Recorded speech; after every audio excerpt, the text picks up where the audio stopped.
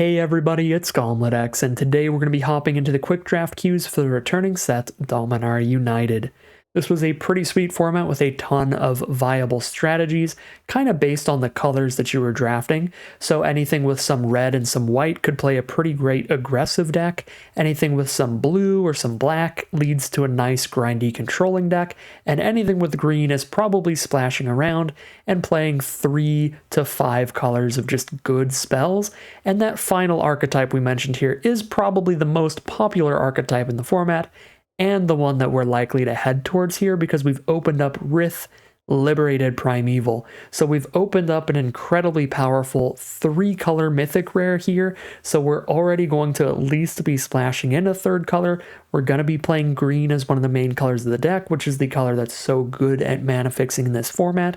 And there's a couple things really going for the 5-color decks in the set. So there's 2 main reasons that green-based 5-color strategies are so powerful in this format, and one is that the fixing really exists. At common, you have dual lands with basic land types, so you can open up some packs with anywhere from 0 to like 4 dual lands in them, and that really helps mana fix you. And since those all have basic land types, they work with a mechanic that the set has as well, which is called Domain, that wants you to have as many different basic land types on your battlefield as possible. So there's both a mechanic that incentivizes you to play as many colors as possible and some good mana fixing at common to help get there. So that does lead to green-based 5-color decks being pretty dang powerful in the format. So we're going to take the Rith here, and hopefully we'll see some of those domain cards or some of those dual lands that I was talking about, so we can find some good fixing for it and show off why the 5-color decks work so well in the format.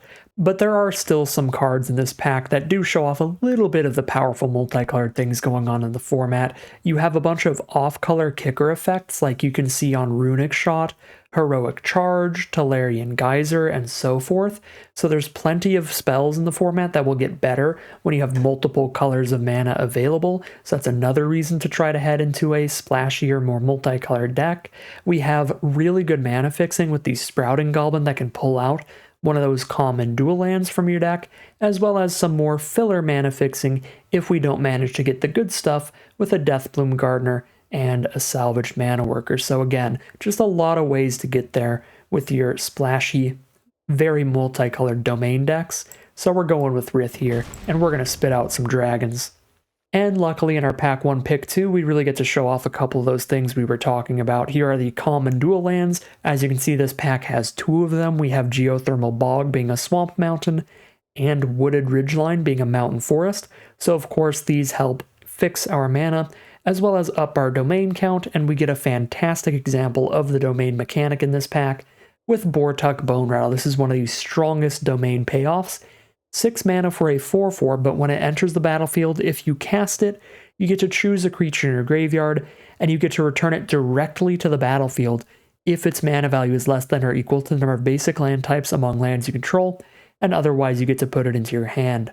So if you reach full domain with Bortuk Bone Rattle, you're spending 6 mana on a 4/4 that can reanimate a 5 mana creature when you play it, so that could pick up a Rith when we cast this, which is pretty phenomenal. And Bortuk, again, one of the biggest payoffs for these domain strategies, one of the strongest uncommons for them. This is a card I'd be happy to pack 1, pick 1, but we're super happy to take it pick 2 when we already have a solid reason to be in a very multicolored strategy. Now, the other cards really competing here are obviously the dual lands, but we also do need to keep track of very efficient, very cheap removal and get some of that in our deck so we don't get completely steamrolled if we end up against one of the more aggressive strategies like red-white, black-red, black-white, anything in that kind of combination of colors. So Lightning Strike would also be a really high pickup, even for a big grindy domain deck, just so you have some cheap removal. But we're still going with Bone Rattle. Alright, now we have 2 cards really competing, a Sacred Peaks, of course, for mana fixing, but also the Heirloom Battle Hymn for some pretty efficient removal. And if we can kick this, it also is going to give us a little bit of breathing room with that life gain, which is pretty great. There's also Tori Davenant, which is kind of one of the instinctual picks out of this pack. When you start drafting a bunch of gold stuff, you get excited about it. You want to take all the multicolored cards just because you can get your mana base there, but Tori is not actually that good for these domain strategies, because we're going to be really grindy, really slow, there's going to be a lot of setup cost to playing this kind of deck, where we're going to play a bunch of tap lands early in the game and potentially some mana dorks or just ways to search out lands in the early game. So when we play a Tori, we're not going to have a really wide board state to buff up with that ability. So cool card, but definitely for an aggro deck and not a domain deck. Here, between Sacred Peaks and the Heirloom Battle Hymn, I am going to take the Heirloom Battle Hymn. I think it's right on that cutoff. I think it's premium enough removal to scoop up here over the mana fixing. So let's pick that up as we move into pick 4. For pick 4, we've got two major cards competing again. There's the Idyllic Beachfront for some more mana fixing, or the Miria's Outrider, and it's going to be a little awkward. Obviously, you do want to take some duels. You can't always take non-land cards over the duels. You need a lot of fixing in the deck. But I'm still going to take Miria's Outrider over this dual land, and the reason is that the Outrider is probably the best common to combo with your Bortuk Bone Rattles, because then you can play the Outriders aggressively, shooting your opponent in the face for up to 5 damage when you play it, and then also just trade it off super aggressively so that when you get your Bone Rattles, they're immediately hitting your opponent again for another 4 or 5 damage.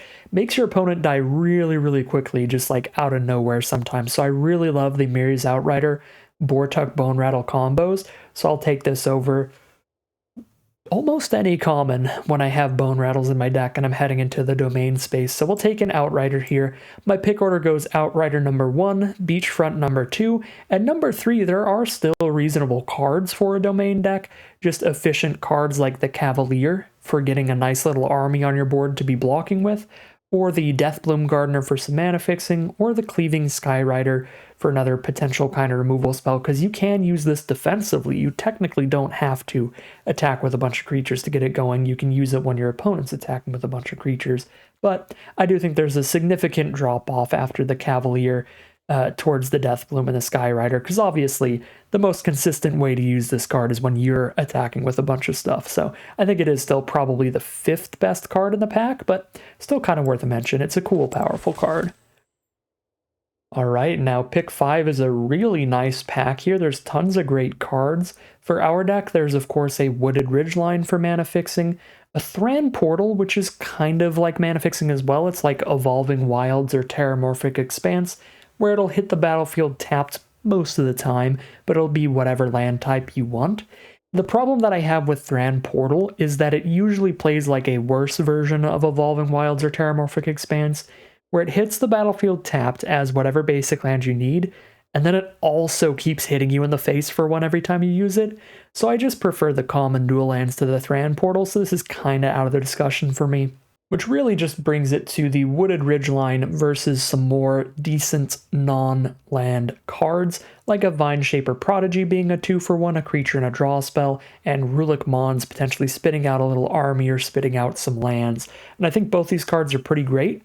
Very, very solid stuff, but we have spent quite a few picks now taking the pretty solid non-land cards over the lands, and if we end up in a deck that has 0 dual lands and we're trying to do domain things, we are going to get severely, severely punished.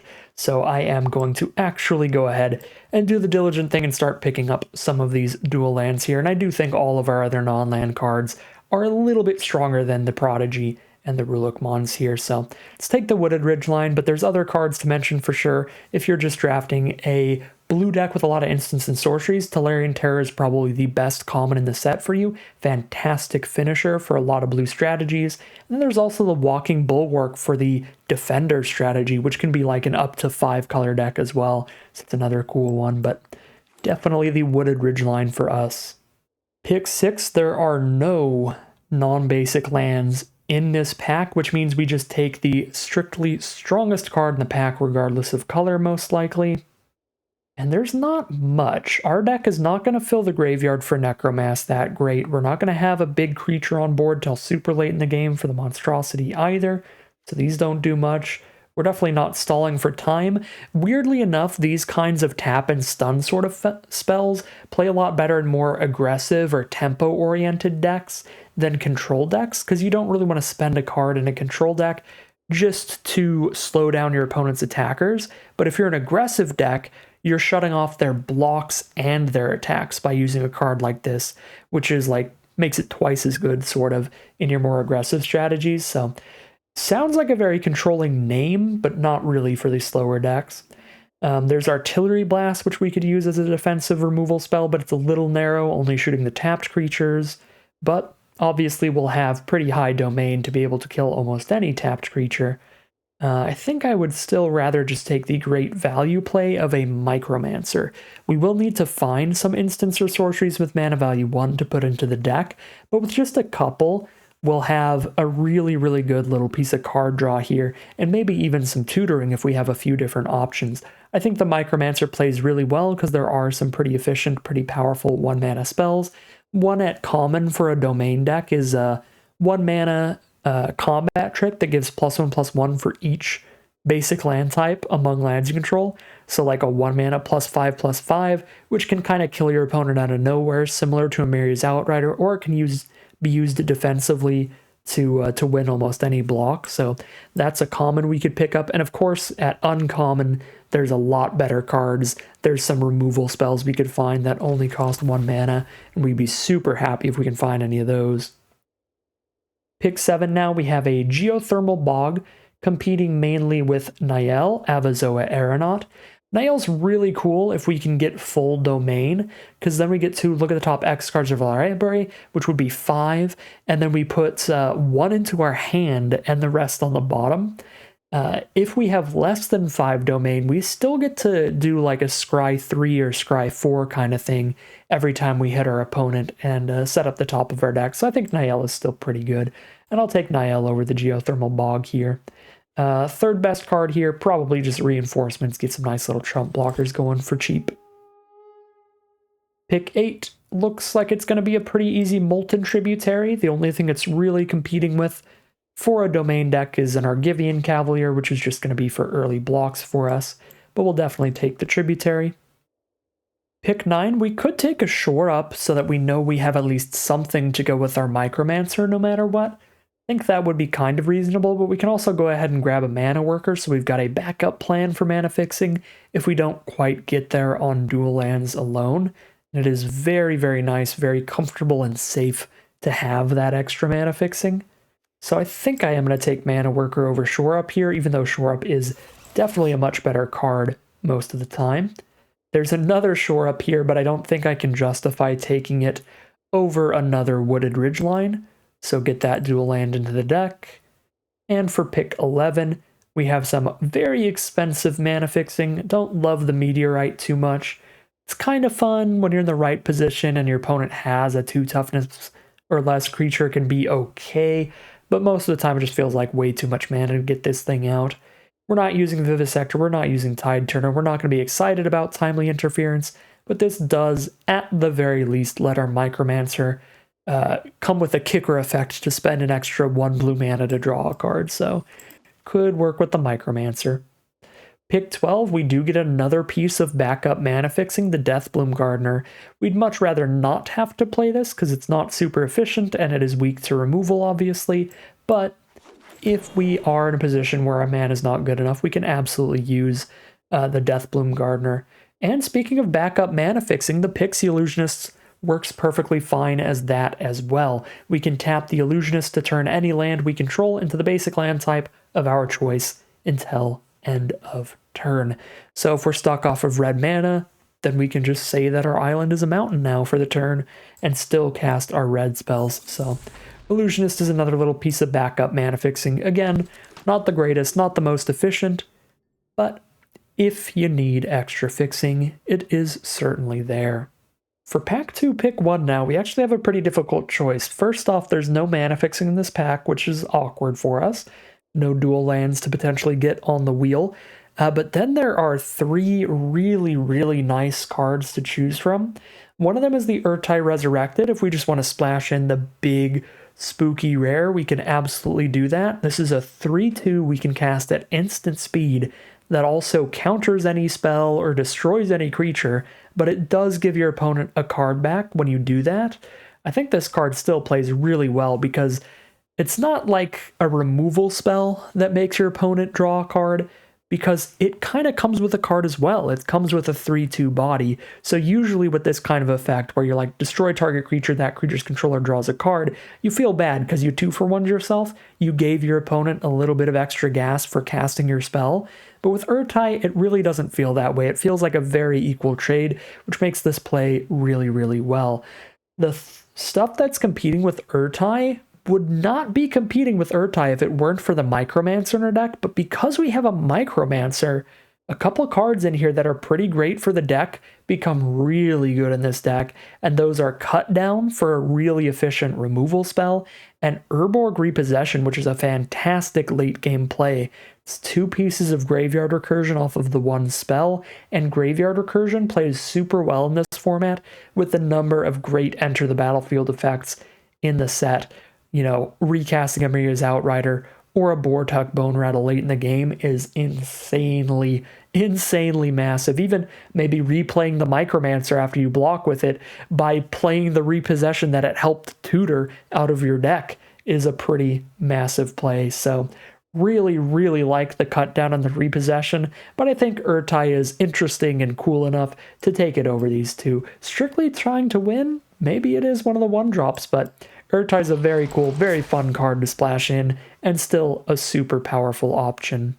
And for pack 2, pick 2, good lord, Techiova, one of my favorite uncommons in this format. A 3-mana 3/3 that makes all your land creatures have flying, and whenever land enters the battlefield under your control, if you control 7 or more lands, then you turn one of them into a 3/3 with haste. So every land you play from land 7 onward just becomes a 3/3 flying haste, which is insane. It makes it so there is not a single bad draw in your deck, because any non-lands you just cast and any lands you start beating down with. Techiova is an incredible finisher for really any deck, but she seems the most at home in these domain strategies because they are always pretty much green at the base of the deck. So really happy with Techiova, an insane finisher here. A little sad to have to pass up a couple dual lands for her, and there's other really strong cards for her archetype. Rootwaller becomes a really good, really threatening creature. 4 mana to give it +5/+5 till end of turn when you have full domain. Iconoclast is really efficient for the cost. Great blocker early in a slower deck, but Techiova is so good that we gotta scoop that up. Pack 2, pick 3. Here is where if I took one of those 1-mana spells, I'd probably take another Micromancer and be pretty excited about it. But since I don't have a lot of great 1-mana spells for the first Micromancer at this point, let alone a second, I think I would rather just get some more work done on our mana base here and actually scoop up a Haunted Mire or an Idyllic Beachfront. And I guess I'll go for the Haunted Mire. We want to have a ton of green sources in the deck for Techiova and some black sources for the Bone Rattle, Urtai kind of stuff going on. Let's grab the Haunted Mire here. Pick 4 now, nothing incredible in the non-land slot, so I think it's a pretty easy Wooded Ridgeline. Scout the Wilderness plays perfectly fine in these decks, but it's a little slow as 3-mana mana ramp. The 5-mana ability, being able to get some soldiers out of it, does make for a nice backup plan, but I don't think either half the card is super, super exciting. And then Bog Badger is just always a super efficient creature for the cost. I actually do like this card a decent amount, because you can usually get it like pick 13, pick 14, and just shove it in your domain decks so you have an early game creature to be trading off with, so I do like that too, but it's definitely Wooded Ridgeline. And now pick 5 here, we have excellent fixing. Sprouted Goblin is kind of like the premium, the MVP fixing for these domain decks. Little hard to cast up front. You do need 2 colors. You have to kick it for it to be good, so 1 a red and a green. But if you get it cast in the first place, then it basically perfectly fixes your mana. It grabs any dual land out of your deck, reveals it, puts it into your hand, so then you can really quickly, really easily find full domain off the Sprouting Goblin if you have a decent variety of duels for it. So very happy to take Sprouting Goblin here. A little sad to pass up the Haunted Mire, but that is definitely the second best card. Third best is Tablet, which definitely has some issues where it's literally only used to turn itself into a land. But when you're looking for a specific one, digging 5 cards closer to it is kind of okay. But there's a common that I like better than this, which is basically a 2-mana 0/2 that does the same thing when it enters the battlefield anyway. I think that card's just way better than the Tablet, so Sprouting Goblin it is. Pick 6 here, we have a second mana worker competing with an iconoclast. I'm going to take the iconoclast here. It is looking like green and red are going to be the core colors so that we can consistently kick our sprouting goblin early. And of course, we've got a ton of green spells. So this is going to be very castable, and a 2 mana 3/2, even in a slower deck, is just going to trade up pretty well on blocks. And anytime we are in a good aggressive position, it's going to be super good. So happy to take Iconoclast here. Now's a good time to mention, since I haven't before. The reason I haven't been mentioning Crystal Grotto at all is because with the domain archetype, with the domain mechanic, the fact that this doesn't have any basic land types is a pretty big drawback. And then it has the same drawback that it always has of when you are using this to fix mana, you are casting a lower mana value spell than you would be. So if I have a Rith in my hand, but I don't have the right colors for it, I can't cast the Rith until turn 6 instead of turn 5, because I'm spending mana into the Crystal Grotto as well. So makes you play off curve as well. So it's not the best fixing. I prefer like every dual land over it. So we'll take the Iconoclast here and move on to pick 7. Pick 7, we've got another finisher with Rada, but our deck is really not lacking on ways to win the game. We have Rith in there, of course. We have Tachiova for massive late game win conditions. Mirya's Outrider and Bortuk Bone Rattle can stack together for a ton of damage. Niall can win the game just by setting up our draws throughout the whole game. Plenty of ways to win. We don't need Rada buffing stuff up on attacks. We want more ways to make our mana base as efficient and consistent as possible, and that is what Flurfer's Vine Wall can do for us.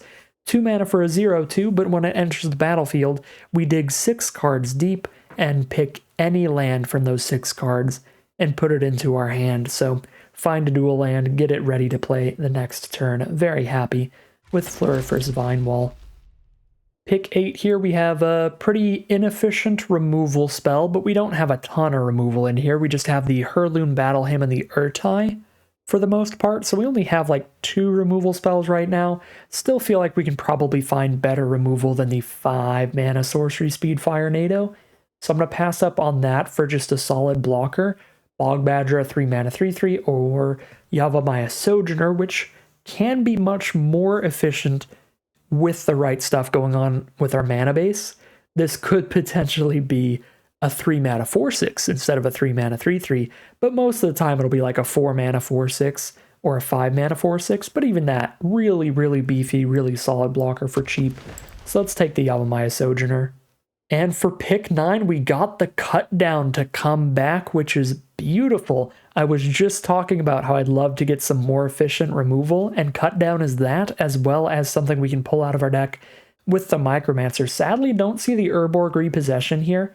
I think that would be another great card for this deck, but Cut Down, super happy to take it.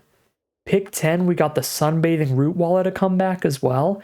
It actually does have some competition here because we have a Micromancer. Flowstone Infusion is kind of interesting as cheap removal against a 2 toughness creature, but the Root Wall is just so good in domain decks. Solid little early creature that always threatens to block or attack as a gigantic card when you have the extra 4 mana up. So I really do love me some Root Walls, and I'm going to throw one in the deck.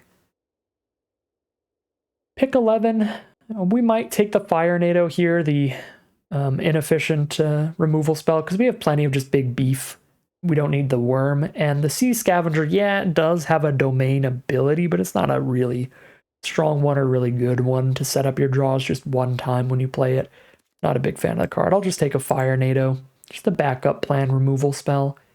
Pick 12, Scout the Wilderness, the more mediocre fixing, or the Bog Badger, the pretty mediocre little blocker early. I'll probably go Scout over Badger here, because this is fixing that also sets up our domain, which is part of what makes the Deathbloom Gardener really just backup plan fixing as well. Mana fixing on your creatures doesn't help your domain count at all, and we've got a lot of ways to, there are a lot of reasons to want that domain count high. We have Sojourner, Bone Rattle, Outrider, Niall. So let's get the Scout here. Mana fixing that also gives us another basic land type. At the very least, play it over Deathbloom Gardener. Maybe it gets cut in the end, but could be a thing. And let's see what we open up in pack number 3. All right, so pack 3, I'm not a huge fan of this rare or any of these uncommons, really. So that leaves us with a bunch of choices at common. The best ones for this deck going to be the Tribute to Urborg for removal. We don't like Citizen's Arrest for removal because it costs 2 mana of 1 color, which can be pretty hard to hit, but just 1 black mana or 1 black and 1 blue mana is easier to hit than like double black or double white or something like that. So Tribute to Urborg, really solid, really efficient removal, or the Molten Tributary, or the Vine Shaper Prodigy for card draw. I'm going to get some more efficient removal into the deck. I'm going to throw the Tribute to Urborg in here. I think this card is excellent, excellent removal, and it's important to have a decent amount of it. This will be our 4th, I believe. If we cut the less efficient, like Fire Nados and stuff, which we definitely want to do. Pack 3, pick 2. Another big win condition, but we got plenty of those, so that's a no to Zaro Jan in here. Instead, we'll just be taking a Haunted Mire. Other options here are decent card draw or decent blocker, but let's grab that Haunted Mire. Pack 3, pick 3. Huge win condition with Territorial Maro. That's a very fun one. 5 mana, 10/10. But it is another win condition, which is pretty redundant. We can get more removal with Lightning Strike or Tribute to Urborg. Our first white dual land with Radiant Grove, or our first Urborg Repossession, because it adds to the variety of things we can grab off Micromancer. This would make it so Micromancer can grab removal off of Cutdown, or late game Graveyard Recursion off the Urborg Repossession. So I think with Micromancer in the deck, Repossession's like a big buff to the flexibility of the Micromancer, and even a Repossession becomes a win condition when even if I haven't drawn one of my big win cons in the late game, I can use this to pick up, a Micromancer and an Iconoclast or something, and that still helps us quite a bit. So we'll take an Urborg Repossession here.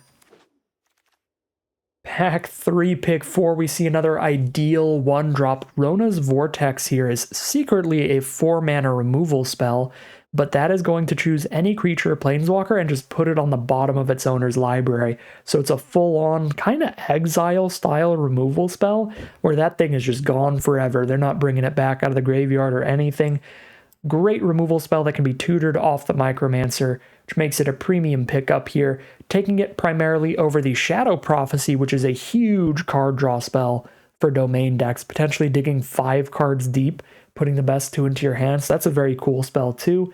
But with the Micromancer stuff going on, let's grab Rona's Vortex. Pack 3, pick 5. I think we do have enough 1-drops to search out now that we don't really want the Flowstone Infusion or the Bone Splinters. So we take a decent card draw spell with Phyrexian Espionage, or we take another Mana Worker. We've got a Root Wallow, we've got a Mana Worker, we've got a Scout the Wilderness, we've got a lot of duels. Hoping our mana is probably good enough. We just grab an Espionage just in case. No, I think we have enough 2-for-1 kind of plays as well. The Repossession picks up 2 spells off the 1 card. Vine Wall is a creature and a land. Bortuk is, of course, 2 spells off 1. It's a 4/4 creature and reanimating another creature. Micromancer's a 2-for-1. We've got a lot of just inherent card advantage kind of value going on, so I'll grab a second Mana Worker just in case. Pick 6, I guess we grab another Tribute to Urborg. Yep, pretty easy one there. Solid, solid removal. Pick 7, could take a Shore Up for Micromancer, or I could take our first Shadow Prophecy for huge card draw, and I'm going to take the Shadow Prophecy. Pick 8 now. Oh my god, the removal. Now we have a Terra Sunder. 2, a green and a black to exile an on-land permanent. Don't mind if I do. Pick 9, we got the Molten Tributary to come all the way back, and we'll shove it in the deck for sure. Pick 10. Guess we can take Czar, but probably doesn't make the cut. I don't know. Another win con, who knows. Now we'll rare draft some uncommons, get a 3rd Mana Worker, and let's build this absolute beauty of a deck. Alright, so first off, we want to make sure that our mana curve is where we're actually casting these cards, and that is pretty important in this format. This format has the kicker mechanic, and there's some cards that you basically never want to cast unkicked, and Sprouting Goblin is one of those cards. So instead of letting it stick at the 2-drop slot on curve, we put it at 3 mana. We are never casting this without the green kickers. This is a 3 mana spell. Techiova's is a card I basically never want to cast until the turn that I'm playing my 7th land, so that she dodges any sorcery speed removal and any of my other cards pull removal from my opponent before I play my big game-ending bomb. So I treat Techiova as another basically 7-drop instead of a 3-drop creature on the curve there. I don't think there are any other kind of kicker cards that we really need to play at a specific spot on the curve, outside of some cards that we're just going to cut anyway. Yeah, like Iconoclast, we do not have to kick this thing for it to be good, especially not in our deck. If you're a really aggressive deck, sure, maybe you only want to play it as the 3 mana 4/3 haste trample, but our deck, we'll just play this thing on turn 2 to block with it. So now let's find some slightly off-color stuff that just we don't really want to be trying to find an off-color mana to cast, and Herbalist is definitely one of those things.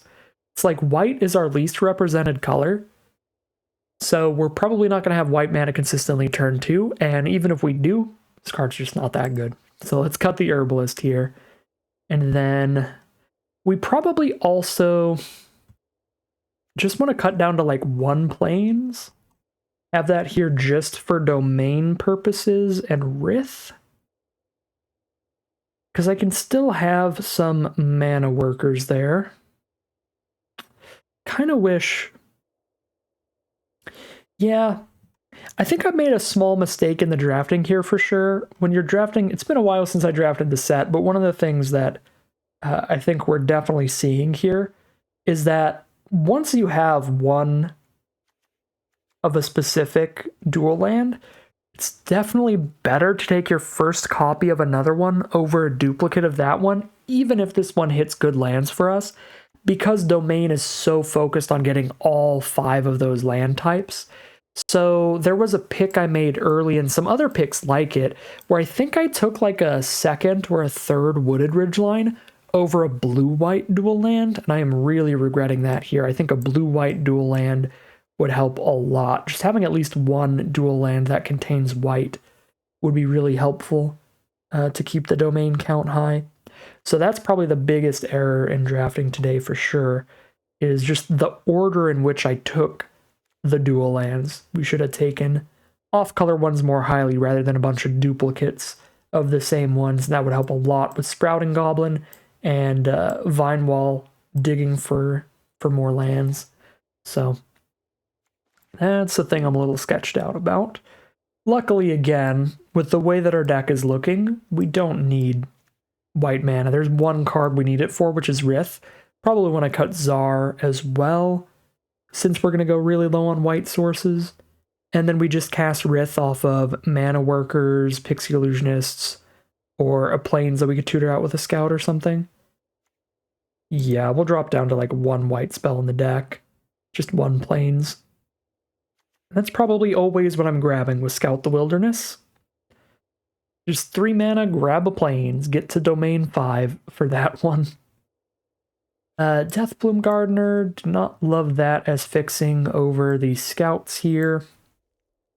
Well, the 1 Scout, I should say. I think I like the Mana Workers a little better too, because they just get there and block a little bit. Convert our mana where we need it. Cut the Deathbloom Gardener. 5 more cards to cut. Get the Warhorse out of here. It's not doing anything specific for our deck. Timely Interference can get out of here as well, because we have 3 other really good instants and sorceries to choose from. So statistically speaking, we should have at least one of these left the vast majority of the time that we're casting a Micromancer, and all 3 of these are very, very good spells to find. So pretty happy with that. And that does remind me, I was talking about moving things to where they're going to be cast on the curve. We're ideally never going to be casting Rona's Vortex for 1 mana. You can absolutely do it with this, though. Sometimes your opponent's going to be so aggressive you just have to. But still, we want to treat this as mostly a 4-drop on curve, and Urborg Repossession also a 3-drop on curve. We've got enough solid removal to not need the mediocre Fire Dado, so we can cut that.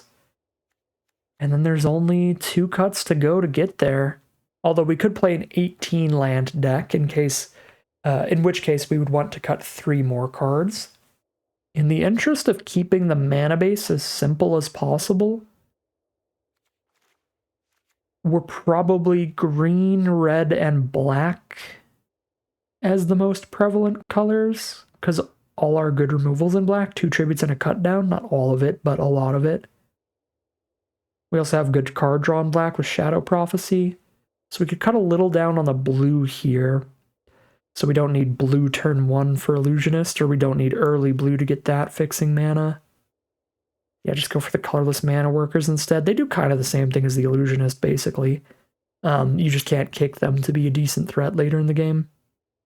I think I will drop the Illusionist. Then at least 1 more card to cut, but we could cut 2 more. Sojourner's probably 4 or 5 mana. So get that lower on the curve. How many lines do I have in here right now? I do have 17, so we do need to cut 1 or 2 cards. Maybe we're doing good enough on removal to cut 1 here. Because we've got Rona's Vortex, Herloon Battle Hymn, 2 tributes, Terra Sunder. This has to be 4 mana to kill something. Alright, let me redo that. We've got Rona's Vortex, Terra Sunder, 2 tributes, a Battle Hymn, and a cut down. That's 6 removal spells and an Urtai for 7. That feels like plenty. Maybe cut 1 or 2 tributes here. Could try cutting both, and we still have cut down, Battle Hymn, Terra Sunder, Vortex, and Urtai. We still have 5. I've got some early game blockers.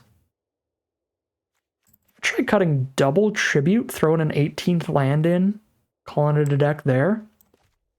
So now is the hard part. The one thing a little less fun about playing these big splashy decks where you get to cast like anything you want from the draft pod, we have to make sure that our mana base has the correct numbers based on what we actually have in the deck here. Generally, gotta make sure that Magic Arena's auto-suggester of land types did a decent job here, so let's see. 1, 2, 3, 4, 5, 6, 7, 8, 9 green spells, and you can use this sort of to see how many you have of each color, but I like visualizing it out like this because you can see what your mana costs are in your colors as well. Also, as well as seeing your gold cards. So like this says we have 1 white spell, but it's because we have a Rith in here, which is a red-green-white spell. So I do like visualizing it out like this. And that doesn't keep track of kicker effects either, which is important. So this is like a blue-black card, which we put there. This is like it's just a red card. We don't need to kick the Battle Hymn. It is a little better when we do, but we don't have to like we do with the that one. And then Terra Sunder we also have to kick. Okay, now we have them sorted by what colors they need. Nope, Sprouting Goblin needs green, so that's a red-green. Okay, there we go, finally. 1, 2, 3, 4, 5, 6, 7, 8, 9, 10, 11 cards need green mana. We have 3, 4, 5, 6, 7 green sources. Probably simplest to just put an 8th in there, honestly. So 8 green sources now for our 11 green cards. For blue, we have 1, 2, 3, 4, 5 cards that need blue.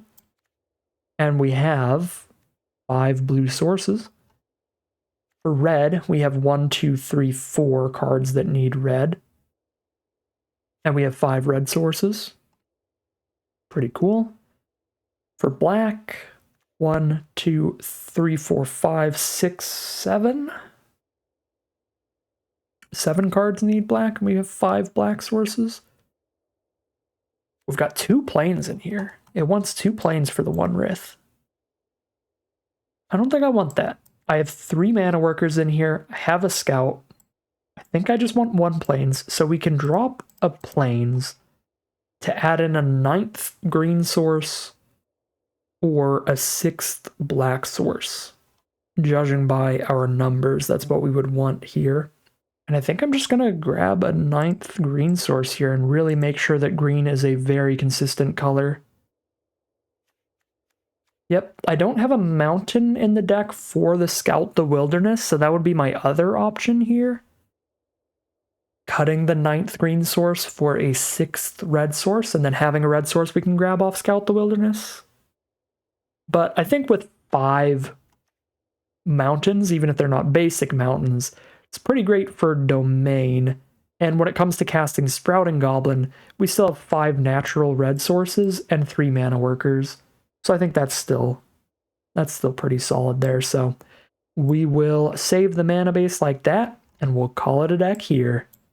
All right, here's a look at our final deck list for today. We're on the 50,000th 5-color Domain pile because we see sweet cards like Rith, and I just get really excited. So we've got the big Rith Bomb to get to, as well as a ton of mana fixing to make sure we get there. We've got tons of dual lands. We have some mana workers in here. Sprouting Goblin to pull out whatever dual we need. Scout the Wilderness to get whatever basic we need. Our mana base should be pretty consistent, at least for a 5-color deck. It's a pretty big asterisk there at the end. But yeah, we can do some really big stuff, of course, with Rith as a gigantic dragon that spits out even more if we manage to kill some of our opponent's creatures with excess damage. We've got Bortuk Bone Rattle to maybe reanimate a Rith, or even just pick up like a Miria's Outrider for some extra damage. We've got a Tachiova for another finisher at the top end, turning all our lands into 3/3 flyers to beat down with. We've got some solid card advantage plays as well. Of course, we have Sprouting Goblin, which is going to be a creature and a dual land drawn. The Vine Wall is going to be a chump blocker and a land drawn to hand. We've got a Shadow Prophecy to pick the best cards out of potentially the top 5 cards of our deck. We've got Urborg Repossession late game to pick up 2 cards. So a lot of great late game grind and just powerful top end cards in this deck. And to help get us there, we have plenty of cheap little chump blockers and creatures that can trade off. And then some pretty efficient removal spells between a Cut Down, a Terra Sunder, a Rona's Vortex, and a Hurloon Battle Hymn. Not only those, we've got an Urtai Resurrected lying in wait as another removal spell. So really solid, really powerful looking deck today. Yeah, let's just see how it does as we head into the gameplay. Here we are on the play for game 1. No blue source yet, but we have all of our other important colors. Definitely a keep here. The Sojourner's going to be a 5 mana 4/6 at worst with this hand, which is pretty good. We've got the Battle Hymn at 3 mana, so we'll have removal relatively early, then the Terra Sunder at 4.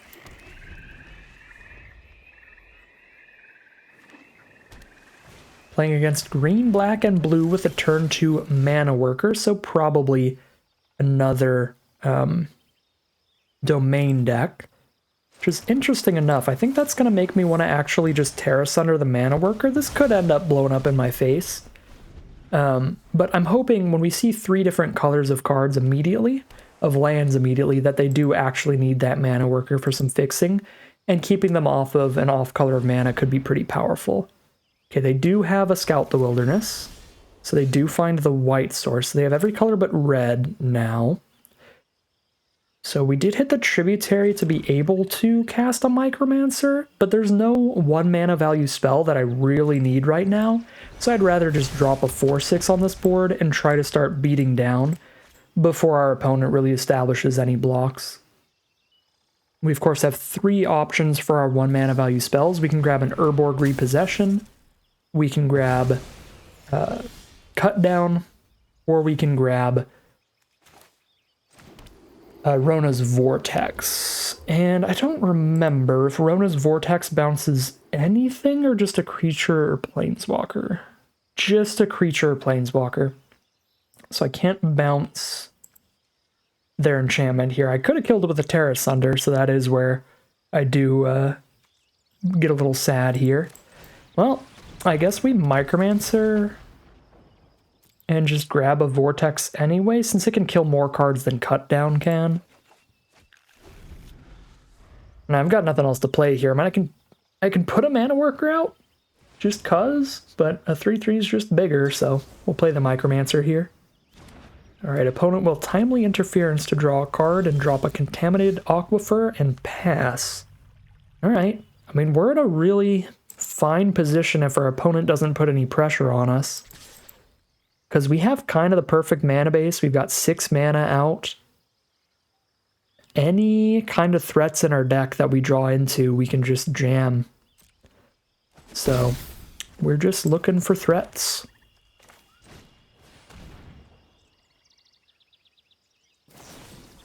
So there's an artillery blast to shoot the Micromancer, fair enough. This can only bounce opponent's stuff, so I can't save my own Micromancer from a vortex. I also don't want to just 1-for-1 repossession. I want to wait till 2 cards are in my grave, ideally. This can only pick up a creature and a permanent. It can pick up a variety of cards, not just creatures, when you kick it, but can't pick up an instant, sadly. Be really awesome if it could. Pick up the Micromancer and then my Terra Sunder and exile that Prayer Binding. Get my Sojourner back. That would be sweet stuff. But that is, sadly, magical Christmas land stuff. This can shoot a creature Planeswalker, so we can either fully kill a Johnny with this, or we can put a Johnny on the bottom of their deck with this. Oof. Alright, well now, even if we kill a Johnny, they just got great value off of them. Because they did immediately draw a card off the +1. They had a creature or a land on top of their deck. Oh, it's not even creature land. It's creature or Planeswalker. Okay, so it's less likely to hit than I thought. Dang. Yep. Poor luck for them to immediately get the Prodigy. It is what it is. I think I can just shove that on the bottom and save Battle Hymn for something else. Maybe they have a negate here, and that's why they wanted to... No. They're cool just jamming them out. Alright. Another land for us. I probably should have held that in my hand in case I top-decked the Tachiova, because that would be my 7th land. So that would be the first one I get to turn into a 3/3. So if I top-deck a Tachiova now, it'll be significantly weaker than if I had still kept that forest in my hand and I drew the Tachiova.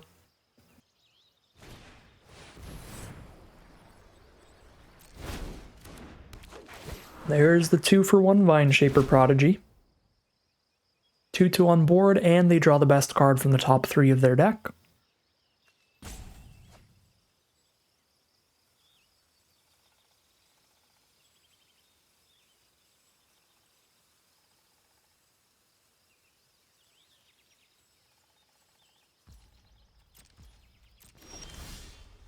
Find a Scout the Wilderness. Well, at least it's going to make me slightly more likely to find our big stuff now.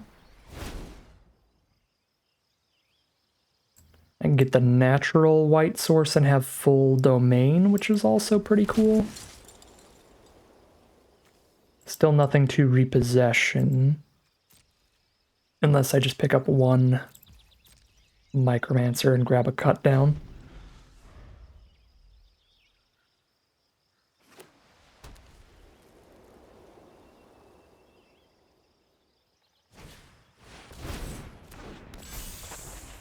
There's a kicked Pixie Illusionist, and we do get punished for playing the land, that forest earlier.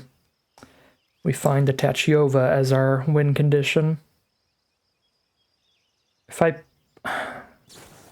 don't think I play Tachiova until we have another land in our hand.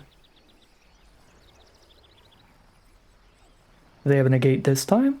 They did not have one a couple turns ago. Oh, they have a shore up. Fair enough. Yeah, wait till we draw another land now. We drop Tachiova down.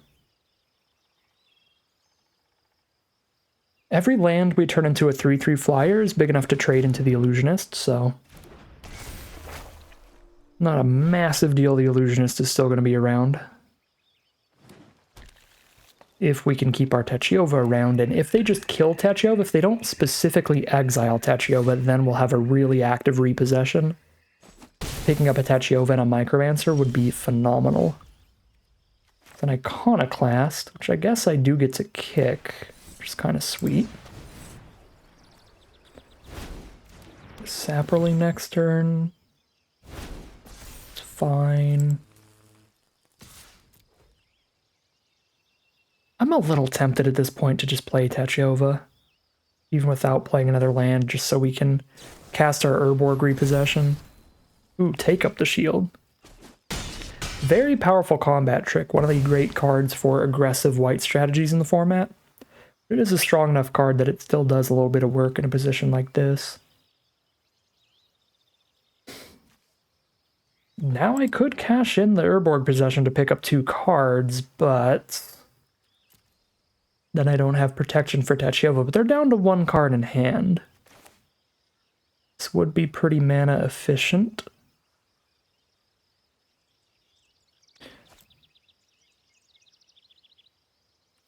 I'm still going to wait here. I guess I'll get God if they have the target player discards 2 thing. But I'd be a little surprised to see that. Because that would be the kind of thing that I'd say is probably only good in this mirror match. Be a really bad card to draw when you're this grindy kind of deck and you play against aggro. How good is our mana base if I lose the mana worker?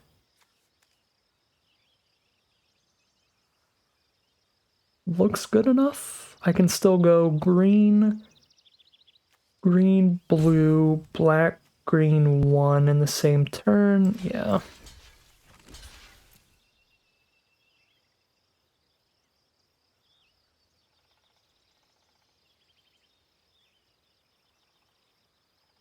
See if they have another combat trick. Second, take up the shield or something. They could have instant speed removal as well. But then they would spend that instant speed removal before we put Techova at any risk, which is also probably solid. Alright, no tricks. They just choose to trade into the 1/1s instead of the mana worker. Bone Rattle is the play. Picks up a Vine Shaper Prodigy that we just killed.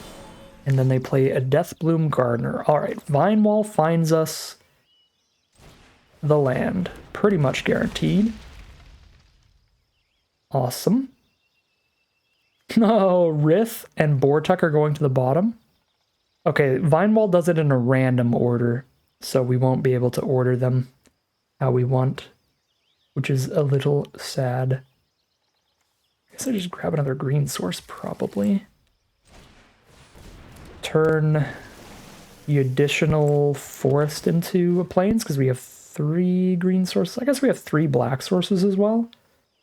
Or not turn into a plains, turn into a flyer. Let's turn a swamp into a flyer. And now we can block the illusionist. Honestly, we basically have blocks set up over time.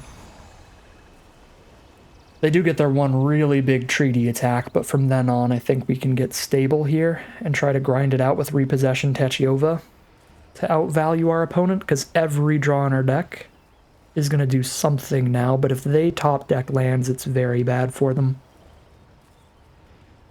If we top deck lands, they're probably like some of our better draws if Techova is still going to be on board.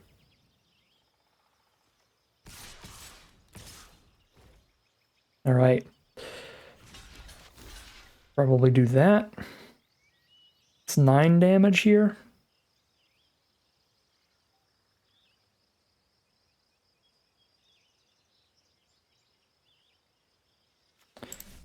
Guess if I do this, then Urborg Repossession is immediately active. The issue is that I no longer have it if they kill Techova. But if I'm losing my swamp right now anyway, I don't need the Techova on board unless I draw another land. So we can just repossession if we do. I don't know, I like clearing out more of this board here. It feels a little safe.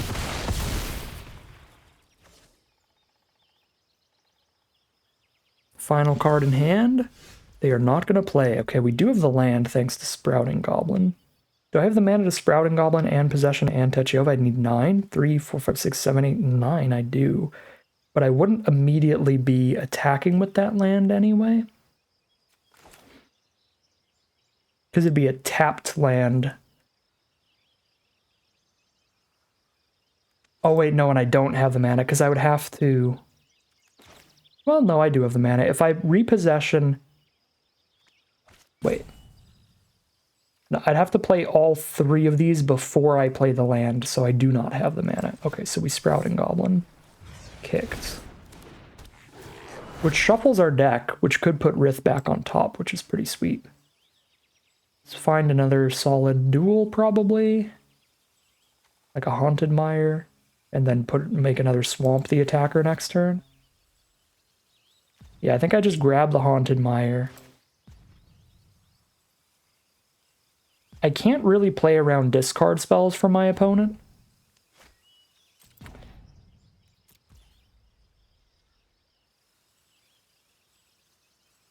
However, I do this. I can repossession Tachiova now, and then if they have a discard 2, they make me discard Tachiova, or I cannot repossession Tachiova now, and then if they have a discard 2, they make me discard repossession. So, I think I would rather just like not reveal the Tachiova. But they'll know that I'm holding the land, which would most likely mean that I'm getting Tachiova back, but it could also just mean I have a Bone Rattle in my deck I'm trying to draw, which is true. I do have a Bone Rattle in my deck I'm trying to draw.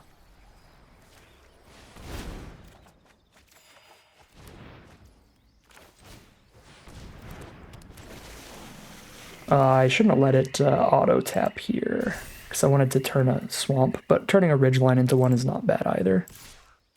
Alright, now we just grind things out with Tachiova, and we're ahead after that repossession, plus Sprouting Goblin can start sacking lands to draw cards if we end up in an absolute surplus and Tachiova dies as well.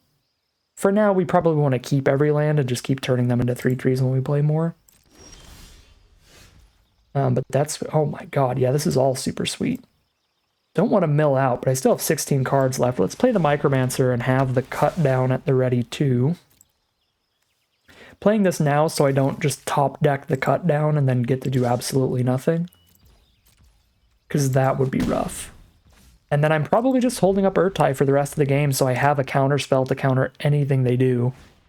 If they have like a board wipe or something.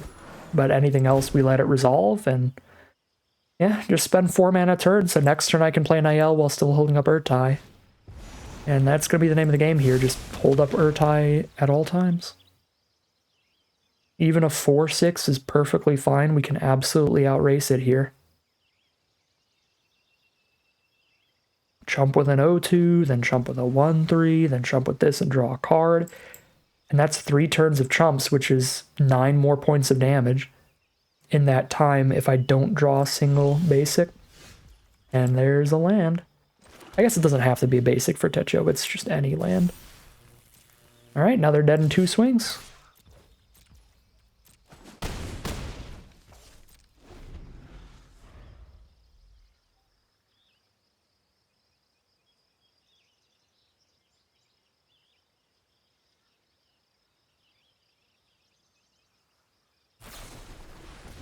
There's the bite down for Tachiova. Destroy the Sojourner in response and draw a card here. Well, destroy in response and have them draw a card here. Yeah, I need to do that, because if Tachiova's not on the board, then they don't have flying anymore. There's the concession. Technically slightly early, because if I killed the Sojourner and they drew another removal spell, they might not be dead, but at that point, they'd be down to 4 creatures, so maybe we even just get to attack with the 3/3s on the ground and win from there. But yeah, fair enough. Concession from our opponent. Long, grindy game there. Was looking pretty bad for us in the first half. I think we definitely were not favored early. But things just slowly turned around. These games can be real grindy, especially in the mirror match, and some of our cards, some of the big 2-for-1s in the late game, like Repossessions, Double Micromancer, stuff like that did turn it around and grind things in our direction, and that's going to start things off 1-0 here as we head into game 2. Here we are for game 2 with the perfect mana base. Once again, thanks to Mana Worker. Ooh. We can attempt the turn 4 Rith here, and it's actually quite likely. We just need to draw a land Ideally an untapped land. I guess it's not the most likely thing in the world. I was going to say, if we draw an untapped land, then we can cast Rith even if the mana worker dies. And yeah, we did it. We hit an untapped island, so we're going to play Rith next turn no matter what. Because here's the white source, and we'll have full domain when we play the Outrider to shoot our opponent for 5 in the face. Hand's looking pretty sweet. The one thing I don't like about it is it doesn't grind things out super well. Our opponent is a black deck, and black has some pretty efficient removal in the format. Now, Rith has Ward 2, thankfully. So they'd need insanely efficient removal to immediately kill Rith. But it could happen. So the one thing I don't like about the hand is it doesn't grind things out well. If Rith gets blown up, then we are just behind in cards because we've already dumped like our whole hand at this point. So that could be a thing to be worried about for sure. So this time I am going to remember to not play the 7th land. So I'm not going to play this forest in case we top deck a Techova. Unless we specifically have something we need 7 mana to do immediately, like I'm playing Urtai and a 3-drop in the same turn. It's better to hold on to the forest in case of a Techova. Until we draw another land. If I have like multiple lands just sitting in my hand, I should start playing 1 or 2 of them. Have more mana in the long run. Alright. Our opponent's already down to 9. We poked them for 1 with a mana work, and we hit them for 10 damage this turn between the Outrider and the Rith. And they're just going to throw 2 removal spells at the Outrider, so now our hand isn't even that bad at grinding out the long game if they kill Rith, because we got a 2-for-1 out of the Outrider. So that puts the card advantage back in our direction a little bit. We'll see if they have removal for Rith yet. The best common removal spell in black is 4 mana, so they need to wait till they have 6 lands to use that on Rith. And that's probably their game plan here, so we just play Vine Wall and make sure we have the Urtai mana up to counter that removal spell, and that'll just be game if we do. I'm just going to grab another untapped source, play it here, still have an extra land for Techova.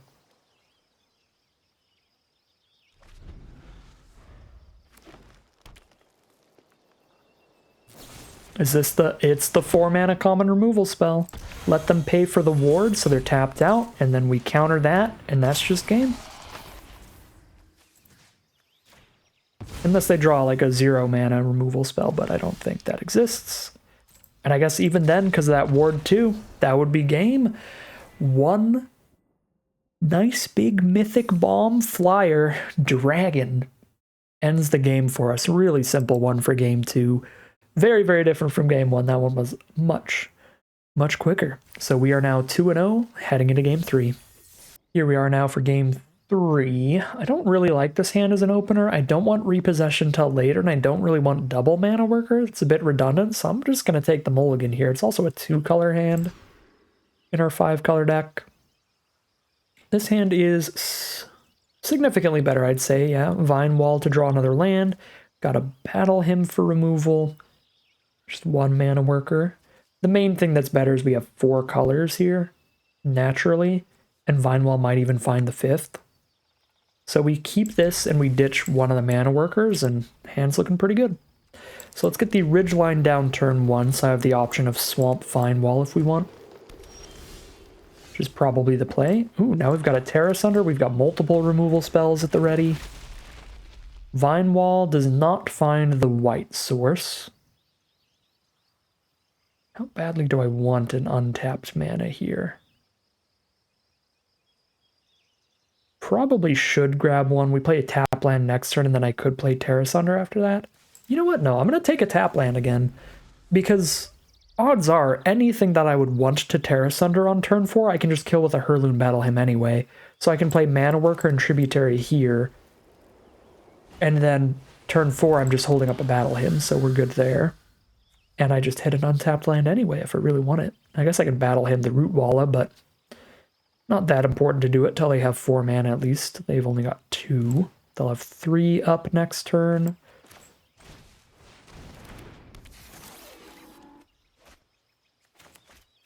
We'll play the Tributary, get our first natural blue source on board, even if it lets them know that I've got another land in my hand.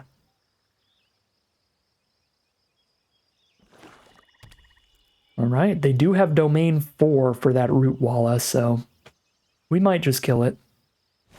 Play an untapped forest so I can get the gain 4. Oh yeah, that's domain 5. Probably killing the Root Walla, because that'll keep attacking and blocking as a 7/7 anytime that they spend the 4 mana. And we'll use the Battle Hymn over the Terra Sunder, since this can exile any non-land permanent. So if they drop a Planeswalker, or if they play a big enchantment-based removal spell or something, we can stop that too. Oh, they don't actually have a basic mountain in their deck, so they're still just at domain 4, but probably still kill Root Walla. I guess for it to be that scary, they have to spend all their mana into buffing it right now. Maybe I do just send in my own threat here since we drew into one. Maybe they are just going to play it on the defensive. We'll see. I'm not under an immense amount of pressure to immediately kill this Root Walla, because I can just block with a Vine Wall once if I'm scared they're going to buff it. That's the only thing the Vine Wall does once it hits the board. It just gets one free chump. Just might as well.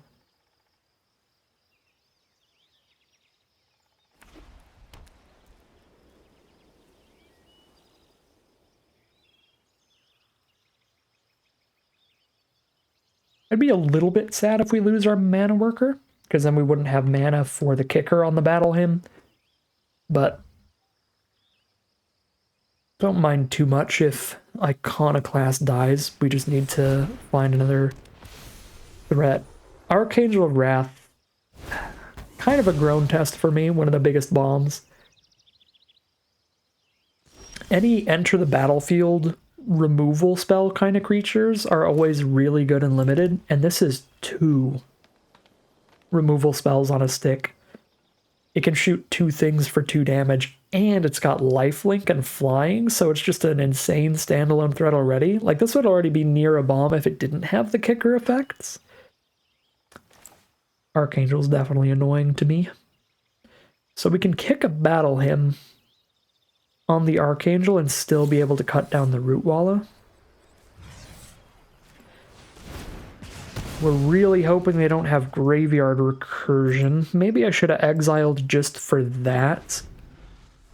But I do instinctually kind of want to use the 4 damage spell on the 4 toughness card so we have Terra Sunder if they play like a 8/8 Territorial Morrow or something.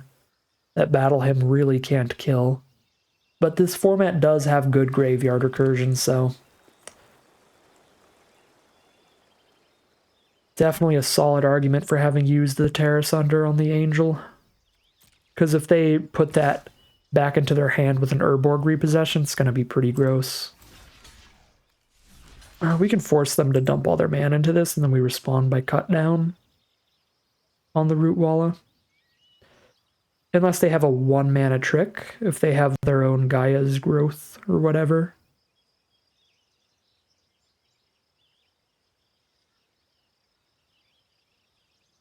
Feels like the most likely outcome here is that they were just trying to get 2 free points of damage in, and they have more spells to play. Yeah.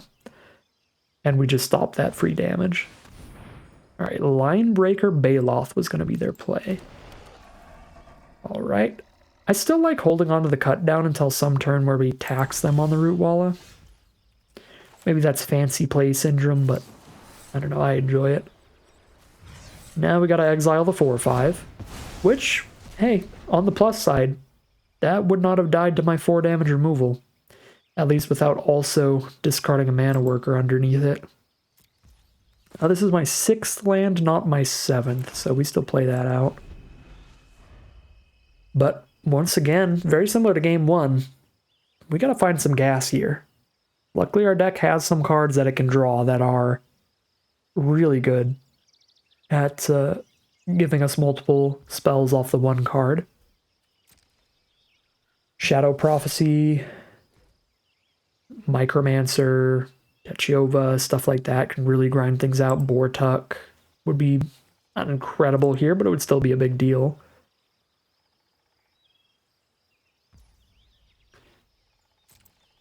Now they're going to have 2 mana up after they buff. So they could have a slightly larger variety of combat tricks here, but they'd still need a combat trick.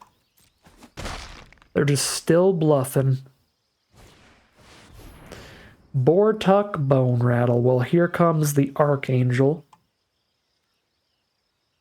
I actually think it would be better for them to choose to just put the Archangel in hand than put it on board. But I don't actually know if they have the choice. Yeah, once you have enough basic land types, it goes to the board. Yeah, so they don't have the choice. All right. That's gonna be a problem. We are getting Archangeled pretty hard. We'll have to find our own flying bomb, or we'll lose to their flying bomb.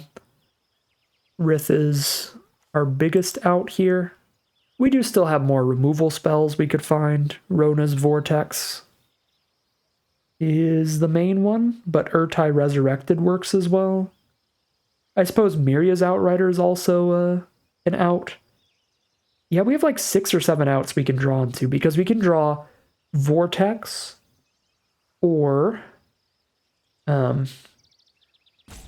Micromancer, which will draw the Vortex, or we can draw Urtai, or we can draw Rith, or we can draw Miria's Outrider. That's 5 outs already, and you could sort of count Taichova. She'd take longer. We'd have to get 2 lands active. So our root wall is bigger than theirs. No, they're the same size. We don't have a plains yet. Our root wall is definitely bigger than their bone rattle. So they have to use a trick there. Probably their game plan. Maybe they have their own cut down. That'd be hilarious. Let's see what it is. I imagine... I think I have the life total to take this root wall a hit. I imagine they have their own cut down or something here. If they're sending Bone Rattle in.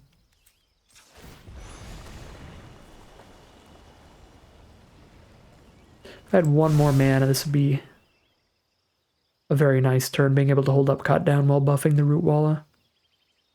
Maybe they have an Urborg Repossession with their Bone Rattle. That is always a gross combo. We've got those 2 in our deck as well.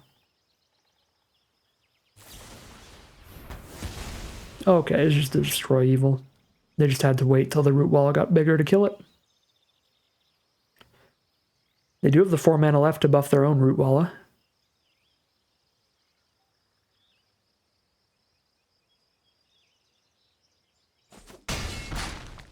But they're going to save it to cast another spell. They are going to cast an Iconoclast. Not an ideal draw there.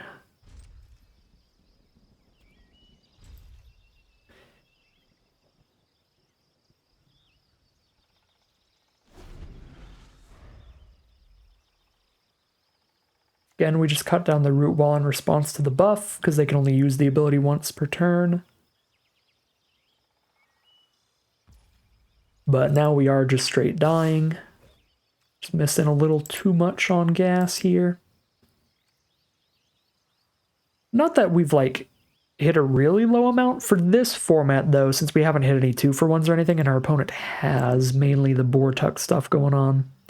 Archangel and Bortuck were both 2-for-1s, so they are definitely getting ahead just with that. Oh, I don't have any interesting blocks at all. We just do that, I guess. See if they've got a combat trick here.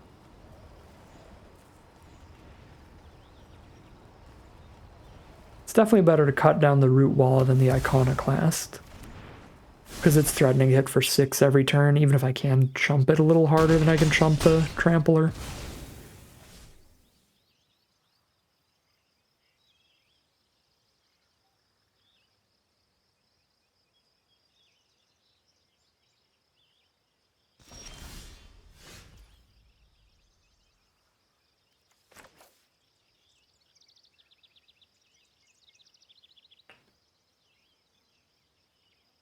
think I need to play this here in case I draw into a Shadow Prophecy.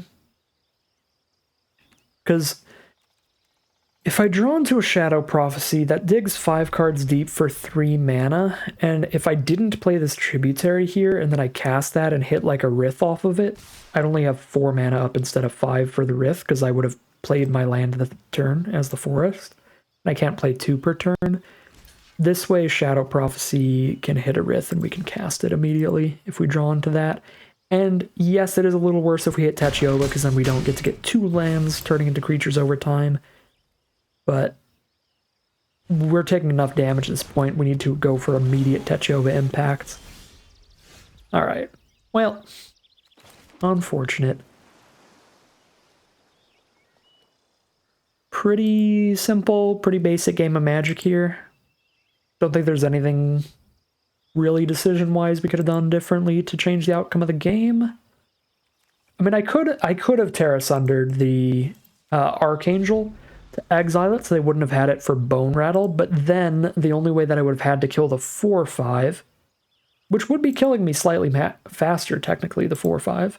The only thing that I had to kill the 4/5 would now be insufficient. So I probably would have just lost faster if I didn't have the Battle Hymn to kill the 4/5.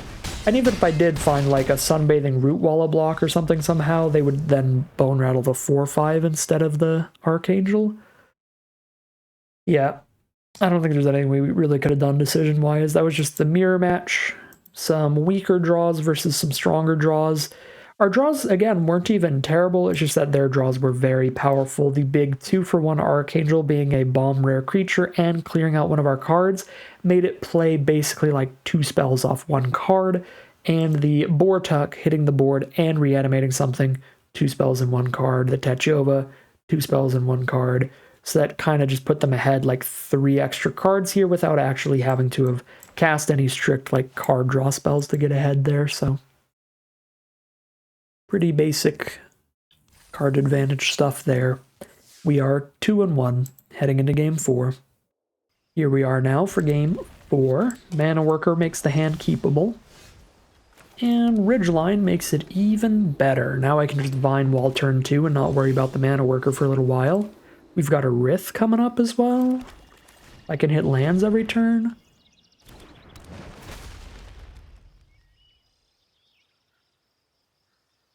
Which untapped source do I want? I've got 1 green source, 1 blue source, 2 reds, 1 black. Probably get a second green source here.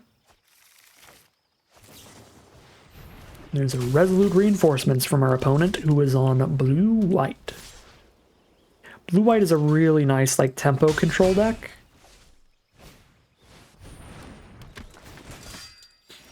Where they can have a lot of instant speed creatures, as well as cheap counter spells. So they have like Essence Scatter for 1 and a blue that can counter any creature. So we want to keep that in mind when we're trying to jam out Rith. For now, I think we are scouting the Wilderness. Speedrun our way to 5 mana if we top deck an untapped land. If I don't scout this turn, it's going to take 2 more turns to play Rith either way. So this way we at least have the chance of playing Rith early, maybe when they're still tapping out for more creatures.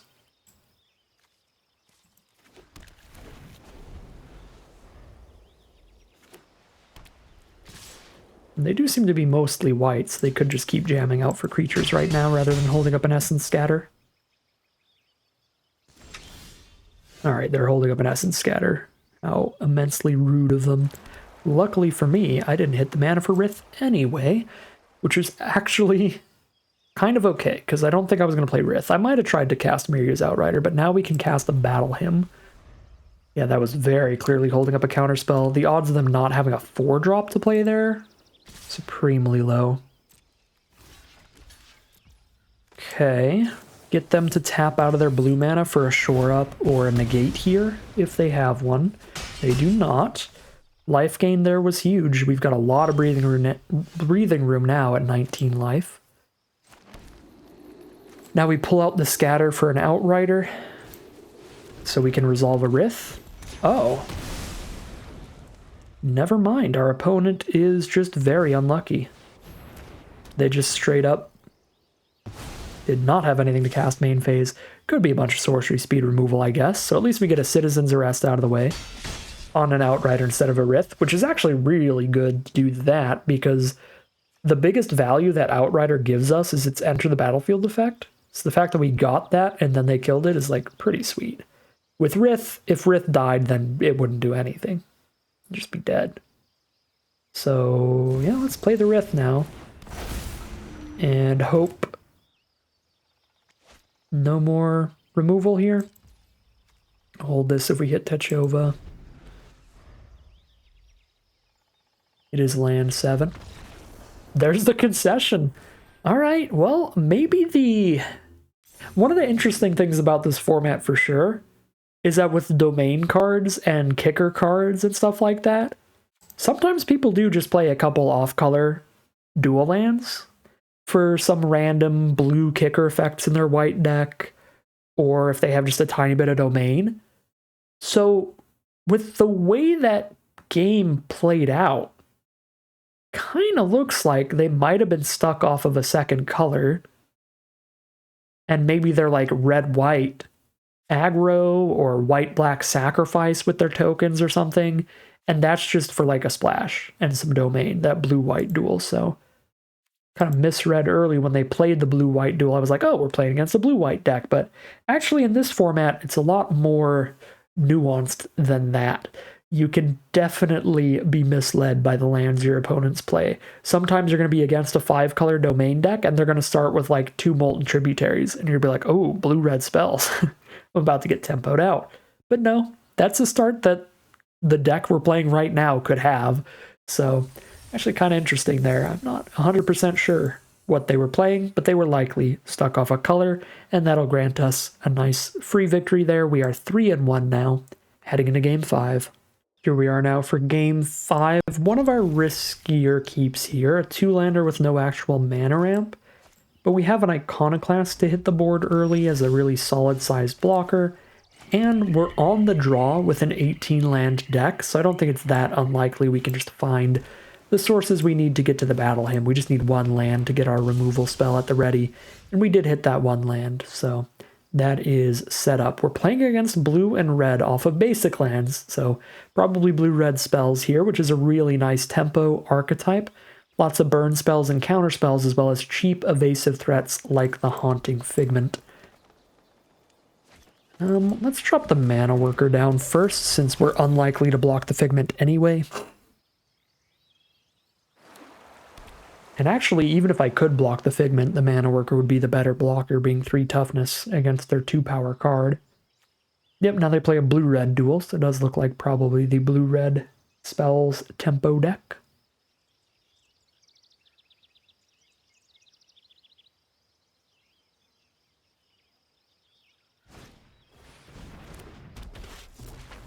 The blue-red spells decks can have a really good matchup against the domain decks because their deck is all about resolving a couple cheap little threats, especially cards like Electrostatic Infantry that can get bigger throughout the game, and then just trying to counter all your opponent's big stuff in the late game. So because our deck is trying to do a lot of big stuff late game, they're going to have a good time playing all of their answers to our late game threats, all of their Essence Scatters, and the like.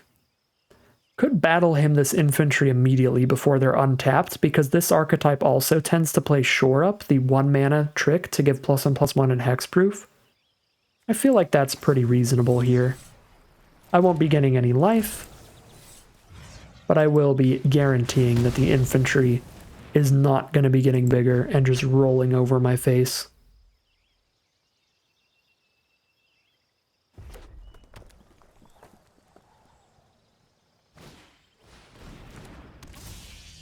Another Haunting Figment, so anytime they play an instant or sorcery, they'll have 4 damage coming in from the unblockable illusions.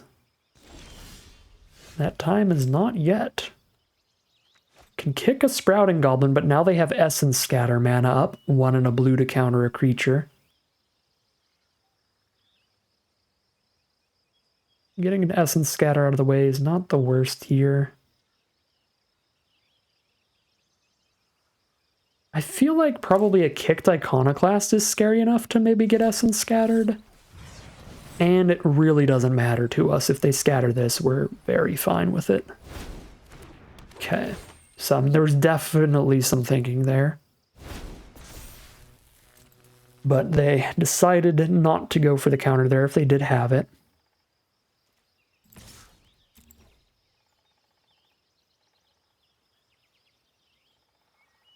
Maybe because they have a lightning strike as well, just shoot it for 3. Ooh, Furious Bellow, that works too. You have a creature first strike, get the free block going here, scry one at the bottom. Down to 2 cards in their hand. Well, I mean, getting them to use a Furious Bellow on blocks does mean that's 7 less damage that would be dealt to us. Not horrible. There's a Balduvian Berserker. Oh, tap out of Essence Scatter? Love to see that. Maybe they just don't have it. Berserker's kind of a weird one. When it attacks, they enlist another creature, so tap it and give this power equal to whatever they tapped. So they like tap one of the Figments and attack with this as a 3/3, and if I kill it, then it shoots something for 3 when it dies, which can be pretty big. Alright, let's Sprouting Goblin for a Plains while they don't have counter mana up.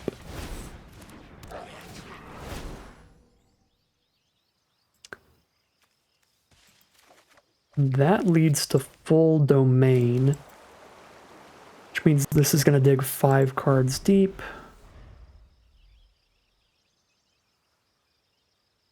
And then we're 1 land away from Techiova now.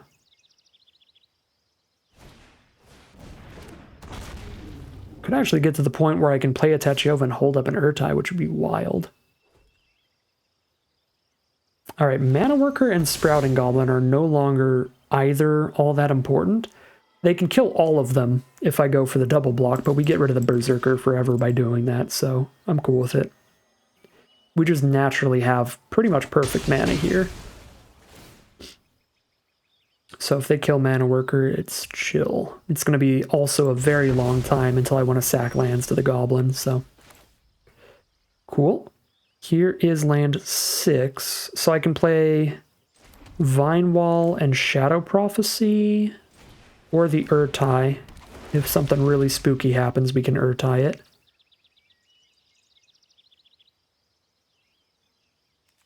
Sure, I'll grab a blue-red tap land, I guess. Next turn we'll be playing Techiova, and then immediately turning a land into a dork.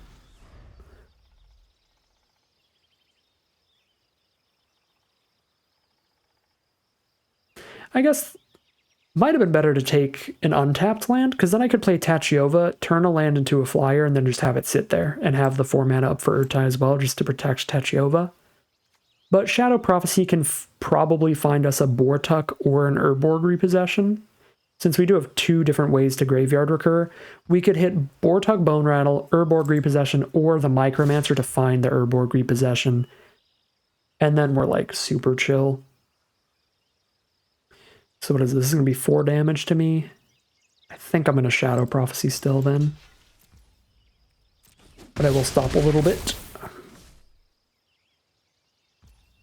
Alright, they're just going to hold their mana up. Show me the negate. There is no negate. Here's the Micromancer for an Urborg Repossession if Techiova dies. Yep. And probably Cut Down as well is pretty good on this board. Sorry, Rootwalla, but all their stuff is flying or unblockable, so I'm going to take a Cut Down. Alright, let's see if they have the Essence Scatter. If they do, we can still get the Urborg Repossession. I'll just be a little bit sad.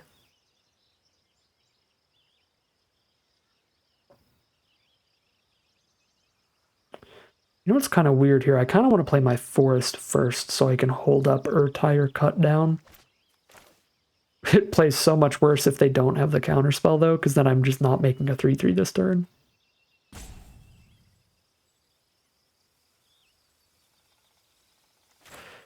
But then I just go land Micromancer. That's not bad.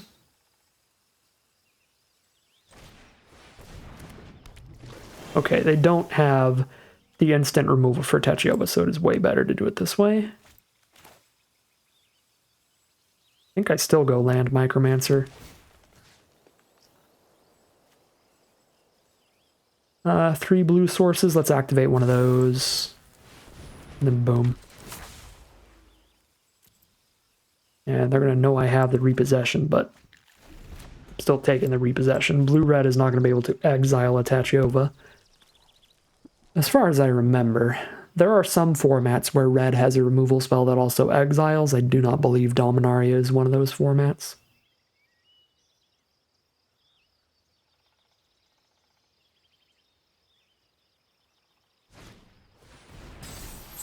Impede momentum, that does basically nothing to Tachyova. So that's pretty cool with me. You really need to not die to all this unblockable stuff though when we're at 8. So we might have to cash in the repossession just to gain life, which would be awkward. Because none of these things block flyers or evasive threats. I really like having the cut down here. I guess I can block the flyer with my lands.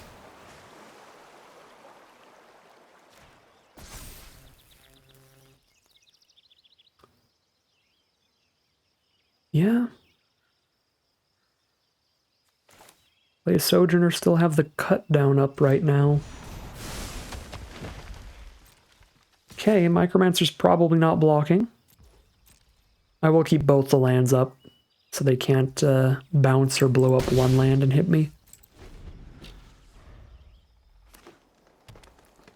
Technically, I still have Urtai up too. When Rada becomes tapped, another one of their creatures gets mega buffed.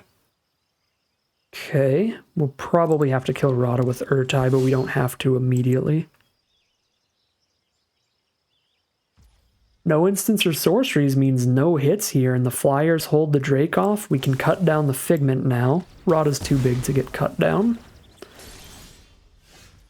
Okay, here's another land. I'm going to keep holding back 2 flyers, I think. I guess Rada, domain 3, +3/+3 to the Soaring Drake, make it a 5/6. Yeah, 2 lands will be enough.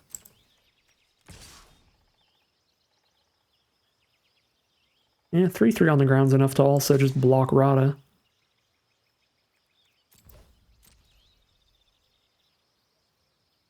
If they're using Rada to give the buff to the Soaring Drake. You give the buff to the Haunting Figment after casting a Lightning Strike to my face, that could be tremendously threatening, and I have to counter something with Urtai. So ideally that doesn't happen. But I'm going to hold up the Urtai counter rather than playing the repossession right now.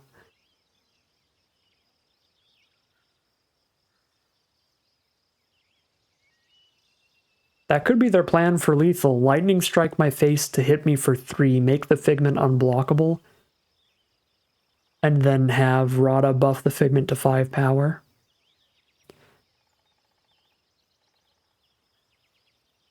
We have an Urtai for that. Oh.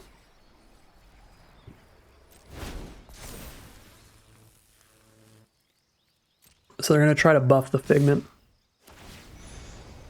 If they have a shore up, they win. To where they give the Figment hexproof.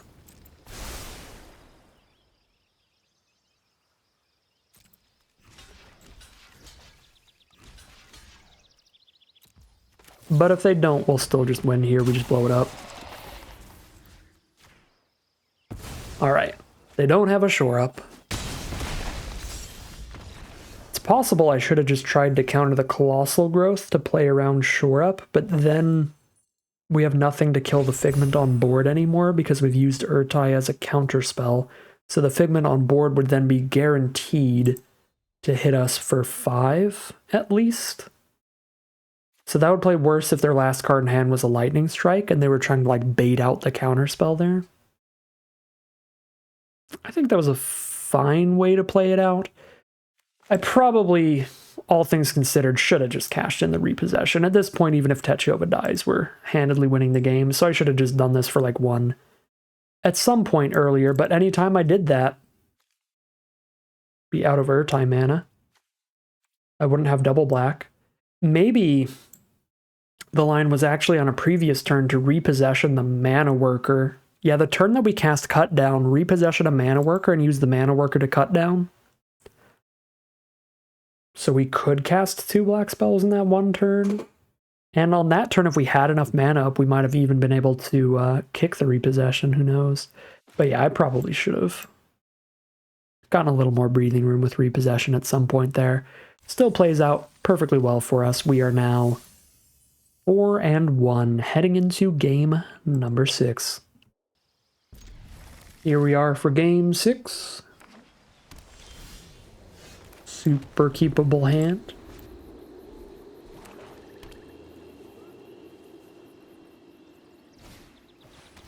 Guardian of New Benalia. This is a mega bomb right here. They can discard any card in their hand to give this indestructible till end of turn, and every time it enlists, they scry 2, and it can, of course, enlist some other threats. So it's just a nice little aggro dork you can just, like, never kill. Super annoying, super good card. So let's just work our way to full domain as quickly as possible.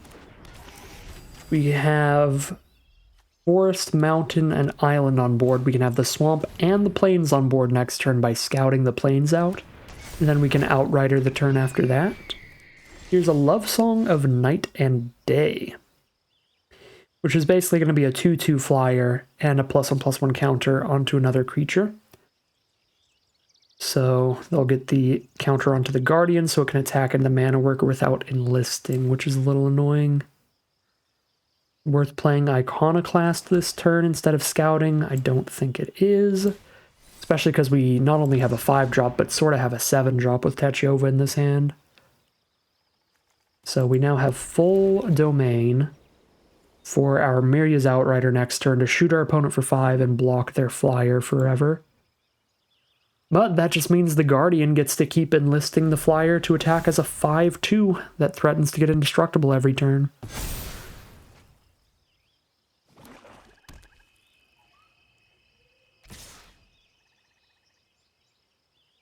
We've got a couple removal spells that get around the indestructibility of the Guardian, which is kind of sweet. We, of course, have the Exile removal spell for 4 mana, but we also have the... I guess they're letting me chump if I want, so that they can get the scry off. I don't think I want to chump just yet. Anyways, we've got the Exile removal spell or the Rona's Vortex. That would put that on the bottom of their deck. Ooh, wow. Alright, that's a fantastic draw. So now we're just going to play an Outrider, and then we're going to Bone Rattle it back. So even if I don't directly hit my opponent, I can shoot the face. And I will hit them with the Mana Worker here.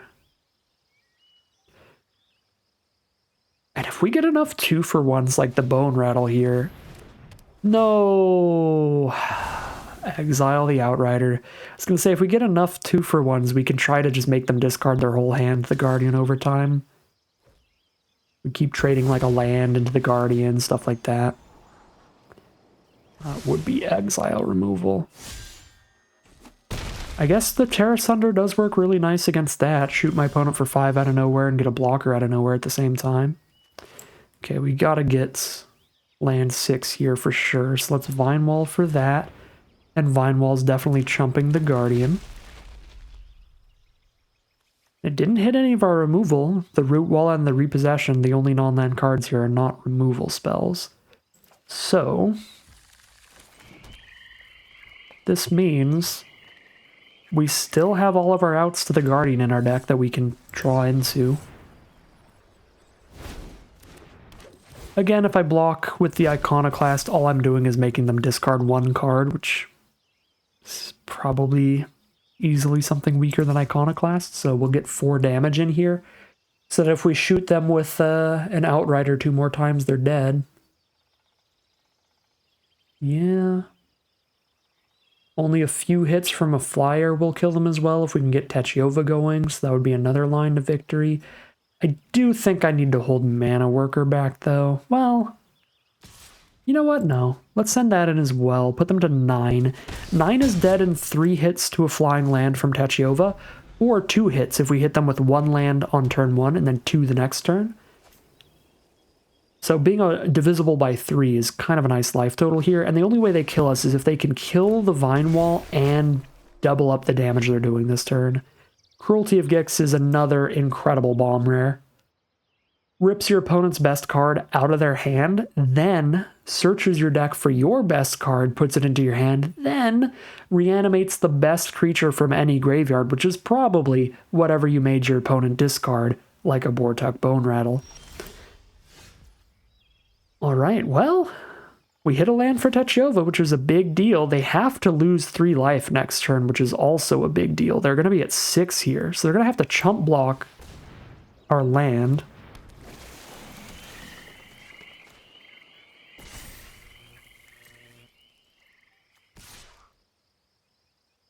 I don't want to trade Iconoclast into a random card in hand.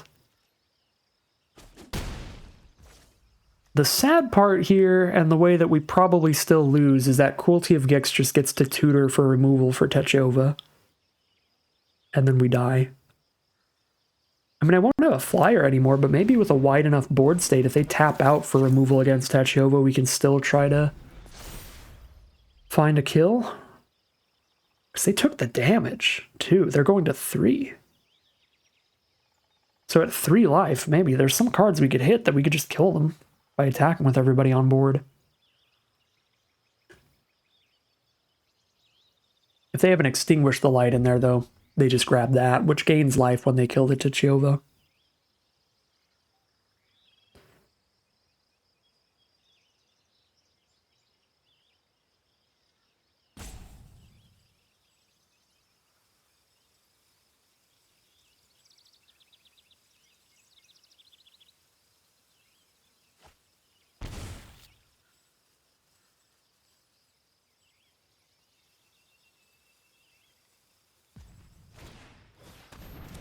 There's a Faith Bonder. 3 mana left. Splatter Goblin? What did they search for? They could have chosen anything in their deck. Do they have a 1 mana removal spell for Techova or something? This is weird. So next turn they get to put the Bone Rattle onto their board, which they didn't cast, so they just get a 4/4 and that's it. I mean, if their deck didn't have a way to kill Techova, still got a shot here. Is it a 1 white mana combat trick? Nope, just chump block. Well, yeah, I guess they block no matter what there, otherwise they're literally just go to 0.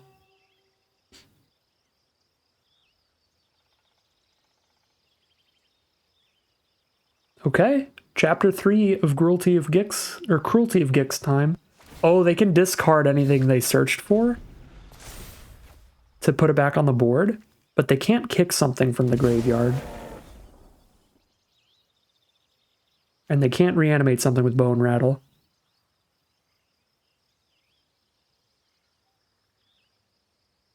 I think that's what they were wanting to do. They wanted Bone Rattle to pick up the sleeper, and then they wanted to kick it.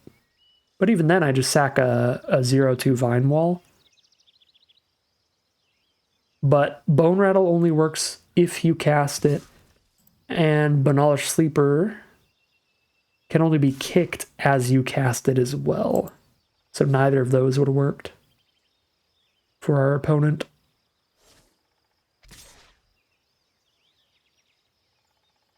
Now they're just super dead in the sky.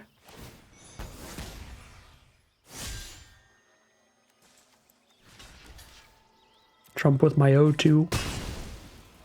And maybe they have Bone Splinters? Maybe Bone Splinters is what they looked for. Sack a creature, destroy target creature. Yeah, they do have Bone Splinters. They're killing the swamp instead of the Techova. Which means we just kill them now. If they killed Techova, that makes our lands no longer flyers. But there's still 3/3s, so it can be kind of easy to misconstrue and think that they're just 3/3 flyers even if Techova dies. But it's another little intricacy there. Seems like our opponent missed out on a few of those, unfortunately. Techova specifically being the reason that the lands have flying. They don't naturally have flying, so if Techova dies, they're not flyers anymore. So that's an important thing for them to have known on the last turn.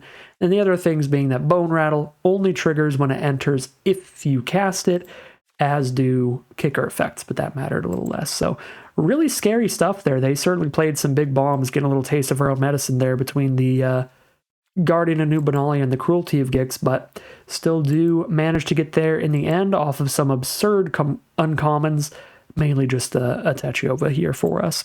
And we are now 5-1, heading into round number 7. Here we are now for round 7. There's Tachiyova sitting there. 7 drop in the opener, but with a Scout the Wilderness, 18 land deck to try to hit those lands. They keep the hand here. If Mana Worker doesn't die, we've got an early cut down, and any land gives us a very big, very important Scout the Wilderness. And then we have 4 mana in the hand, because obviously we'd have to have drawn our 3rd land, and then Scout would turn the Scout into the 4th land.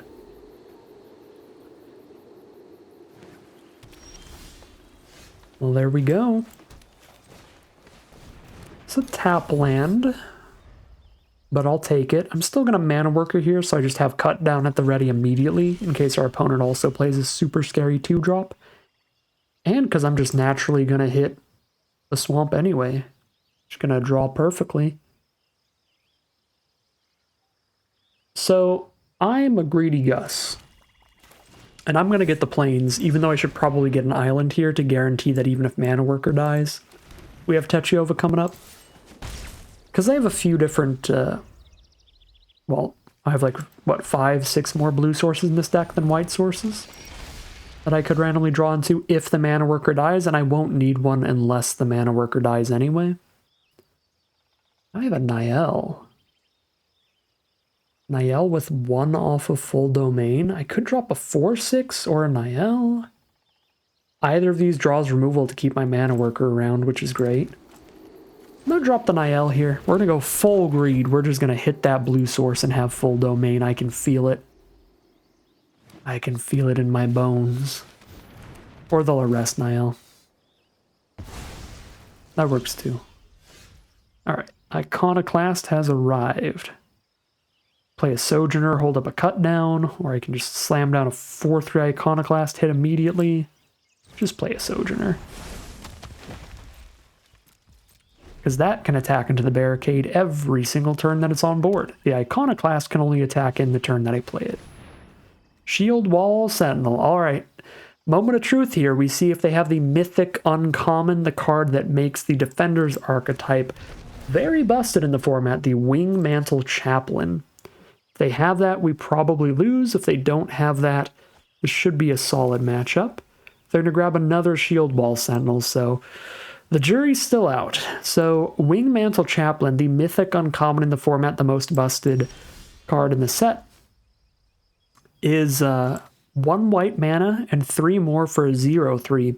And it makes a 1/1 flying bird for each defender you control, and then every time you play a defender from that point on, you get another 1/1 flying bird. So that card was just obscenely busted in a format that has so many like graveyard recursion spells and ways to like bounce the Wing Mantle Chaplain. It's kind of the Zenith Flare of this format. You don't see it that often though, but when you do see it, you probably die.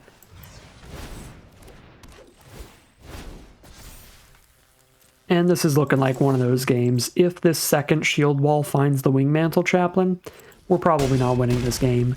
Because they're going to play it down. They're going to get 4 1/1 flyers. Then when we attack it again, they're going to block with it, put it in the grave. They're going to Urborg Repossession, pick up the Wing Mantle Chaplain and a Shield Wall Sentinel, replay it, get 4 or 5 more flyers, and things will just be insurmountable at that point. And there's the Wing Mantle Chaplain. The one big sad kind of error of design in an otherwise really nice of format. The one Grown Test archetype that hit a little too hard. Now we've still got a shot here. Thanks to hitting Tachiyova, well, hitting Tachiova's 7th land right on curve. But it is really, really unlikely. Well, thanks to Mana Worker, we'll Activate this swamp here. This runs into a 2/4 and dies without doing anything. They've got the blight pile too. I mean, we're at 20, so I'm way less worried about that than I am the millions of birds. Yeah, I guess these are the only reasonable attacks we have at this point. 1, 2, 3, 4, 5, 6, 7. I cannot save my Sojourner with a cut down because I can only cut down a shield wall sentinel. And it would still be 2, 3, 4, 5, 6 power over there. If they blocked with only one of the sentinels for some reason, I guess I could, but they had no reason to do that. Yeah, just kill the blight pile. But now we know exactly what they're going to be picking up with the repossession. It's going to be Wingmantle, Chaplain, blight pile for sure.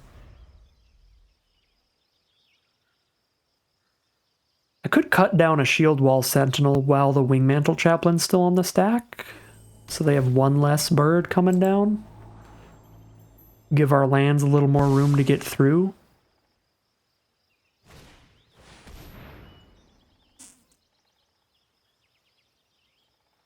I'm actually a little interested. If I cut down the Wingmantle itself, does that also lower the number of birds? It probably does. My issue with that is that they're a black, green, white version of this deck. So if I just cut down the Wingmantle right now, and they have the Urborg repossession in hand, we're just letting them repossession a turn earlier, which is horrific for us. Like, really, really bad for us. And they'll still have 3 birds? Which is enough to kill this one flyer that we have. Wow, and they could, even if they don't have the repossession, they could respond to the cut down by gaining a life, drawing a card.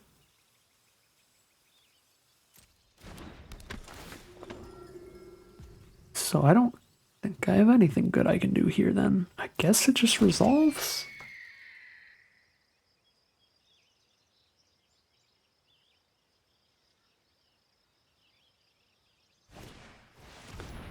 Love Song of Night and Day for a 5th bird. Alright. And that's it for us. It's completely our opponent's game now. Even if I did cut down on Chaplain, well, hold up.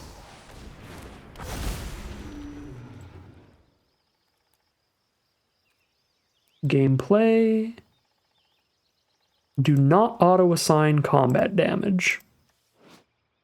Because at the beginning of our end step, if a creature or planeswalker an opponent controls was dealt excess damage, we get a 4/4. So we're going to want to do 2 damage to one bird and 1 to another, rather than killing 3 birds. Whoa, we're not sending Techovian. And I guess we're not sending Iconoclast because of the barricade.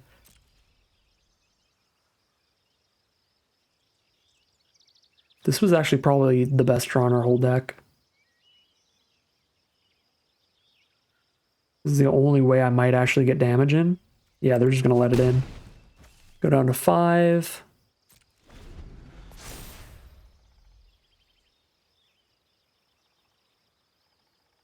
Counter on some birds. Play a land. Ooh. They could start sacking creatures to put a +1/+1 counter on everybody else. Okay, I guess the cut down on Wingmantle wouldn't have been that bad. They did not have any recursion in hand, but they could still sack it, gain the life, draw a card in response. Alright. So I'm still trying to do my thing.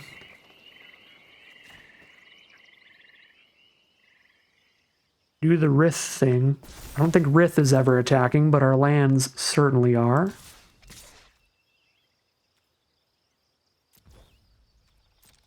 I guess they could actually sack what I'm trying to do excess damage to the Gibbering Barricade?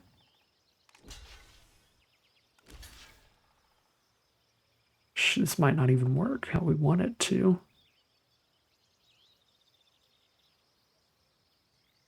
Oh, if they just do that, then it'll work fine. Then I cast a cut down. They respond to the cut down. They respond to the cut down by sacking one, gaining a life, and drawing a card. But then I automatically deal excess damage to the other one. That works really well if they block like that.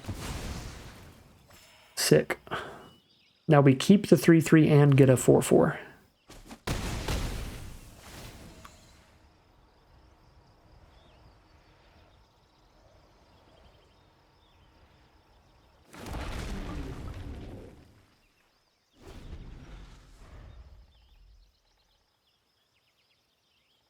Then we get to attack with the 4/4 this time.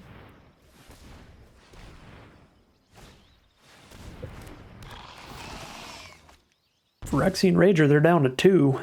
Biggest out is Miria's Outrider now. We can just cast an Outrider. That'd be it.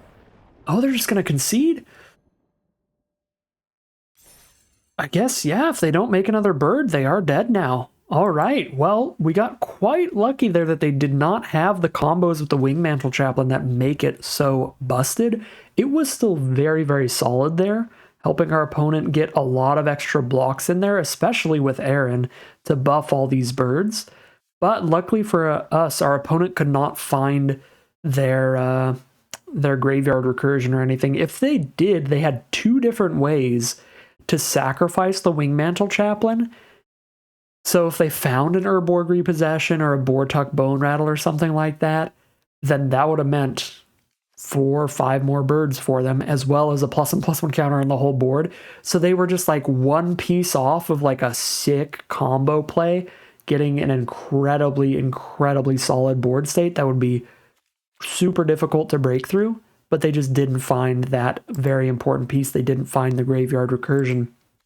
And I imagine with the colors that they were playing, with the way their deck was built with multiple sack outlets, it does definitely seem like they were doing that kind of graveyard recursion Wingmantle Chaplain route, which is one of the strongest ways to build with the card. So lucky stuff here, I feel like. I feel like there were definitely a couple cards that they could have easily had in here that are commons, even like Urborg Repossession, that could have changed the outcome of that game pretty dramatically.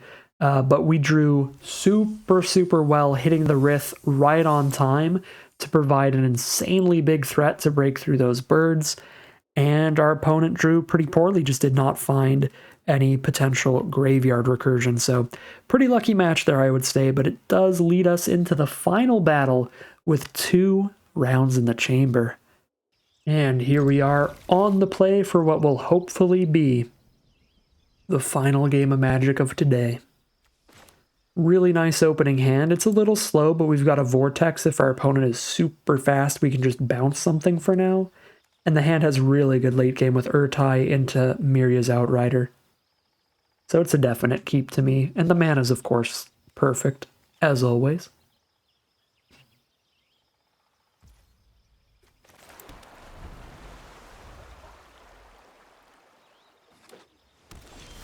Alright. Well, now it's literally perfect mana.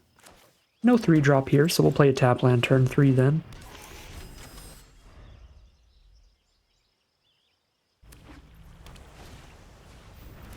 Looks kind of like a Domain Mirror match. They've got a Clockwork Drawbridge as the first play, though. So could be Defenders again. Could be the Wingmantle Chaplain deck. Would be sad to see that. Another tap land does actually cost me something here, so are any of these land types I don't have yet? No? Let's take the untapped land then. So I can play a 4-drop turn 4, 5-drop turn 5.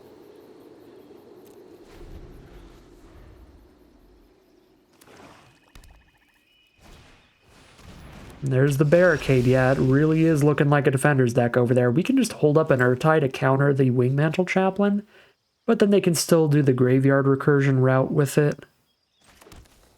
So let's play our threats. Let's get a 4/6 down.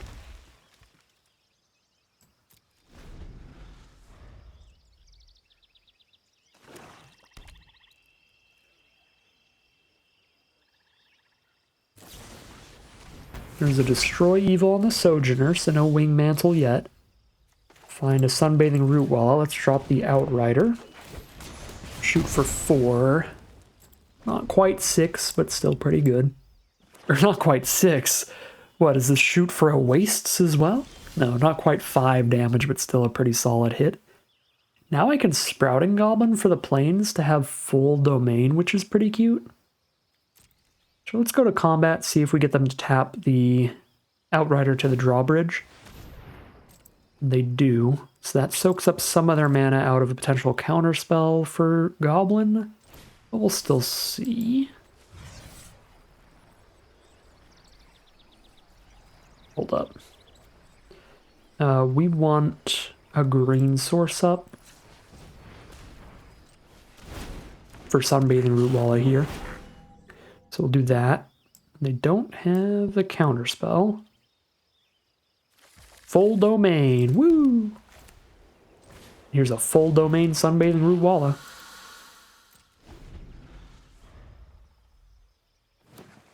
I guess it doesn't matter what I held up since I had a mana worker.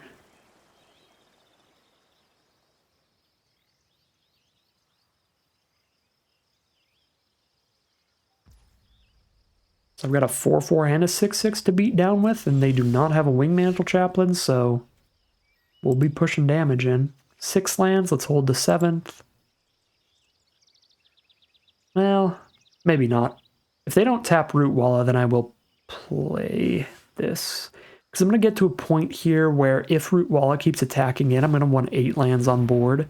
So I can spend 4 on Root Walla and 4 on Urtai. But if they just keep tapping the Root Walla, then I don't need to play another land.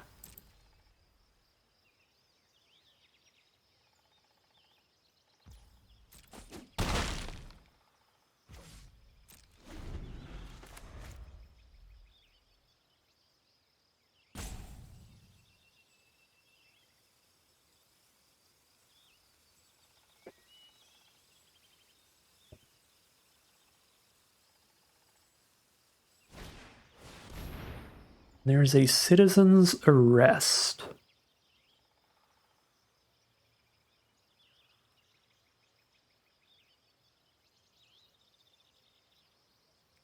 Don't really want to counter this.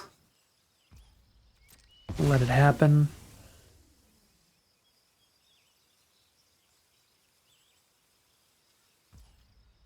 I don't have the white source up to tap Outrider this turn, so I get another swing in with that.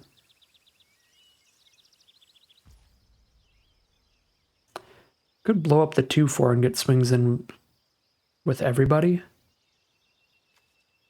Blow it up with Urtai, and I have another creature on board to attack with.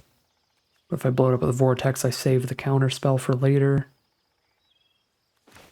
Yeah, let's clear out the 2/4. Let's save the Urtai.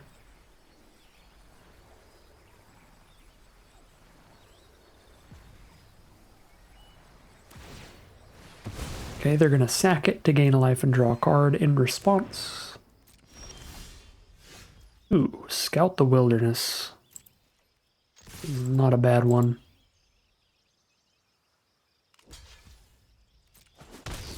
Get a nice wide board state here while they're down to 7.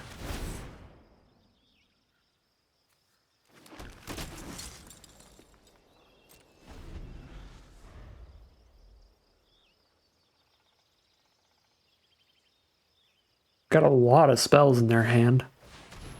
A lot of cards in their hand. There's the Shield Wall Sentinel, I'm guessing for the Wingmantle. Yep. Urtai to counter that is going to be gross. There's the Walking Bulwark. That is a sorcery speed ability to start beating down with defenders. There's a Bortok, which is so tempting, but I have to Urtai the Wingmantle to keep getting attacks in. And Bortok doesn't even reanimate anything right now anyway. Yep.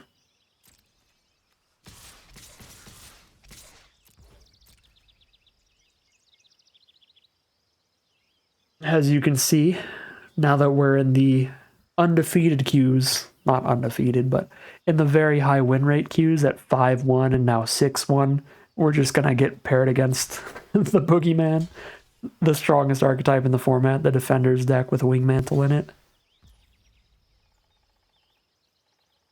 Hit for 5 here, put them to 2. Huge deal.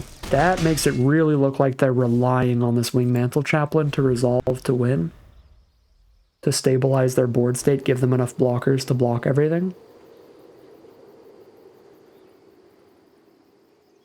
Urchai is going to be a huge deal if that's the case, but they could have Wingmantle plus Essence Scatter here or something. And then we're very sad.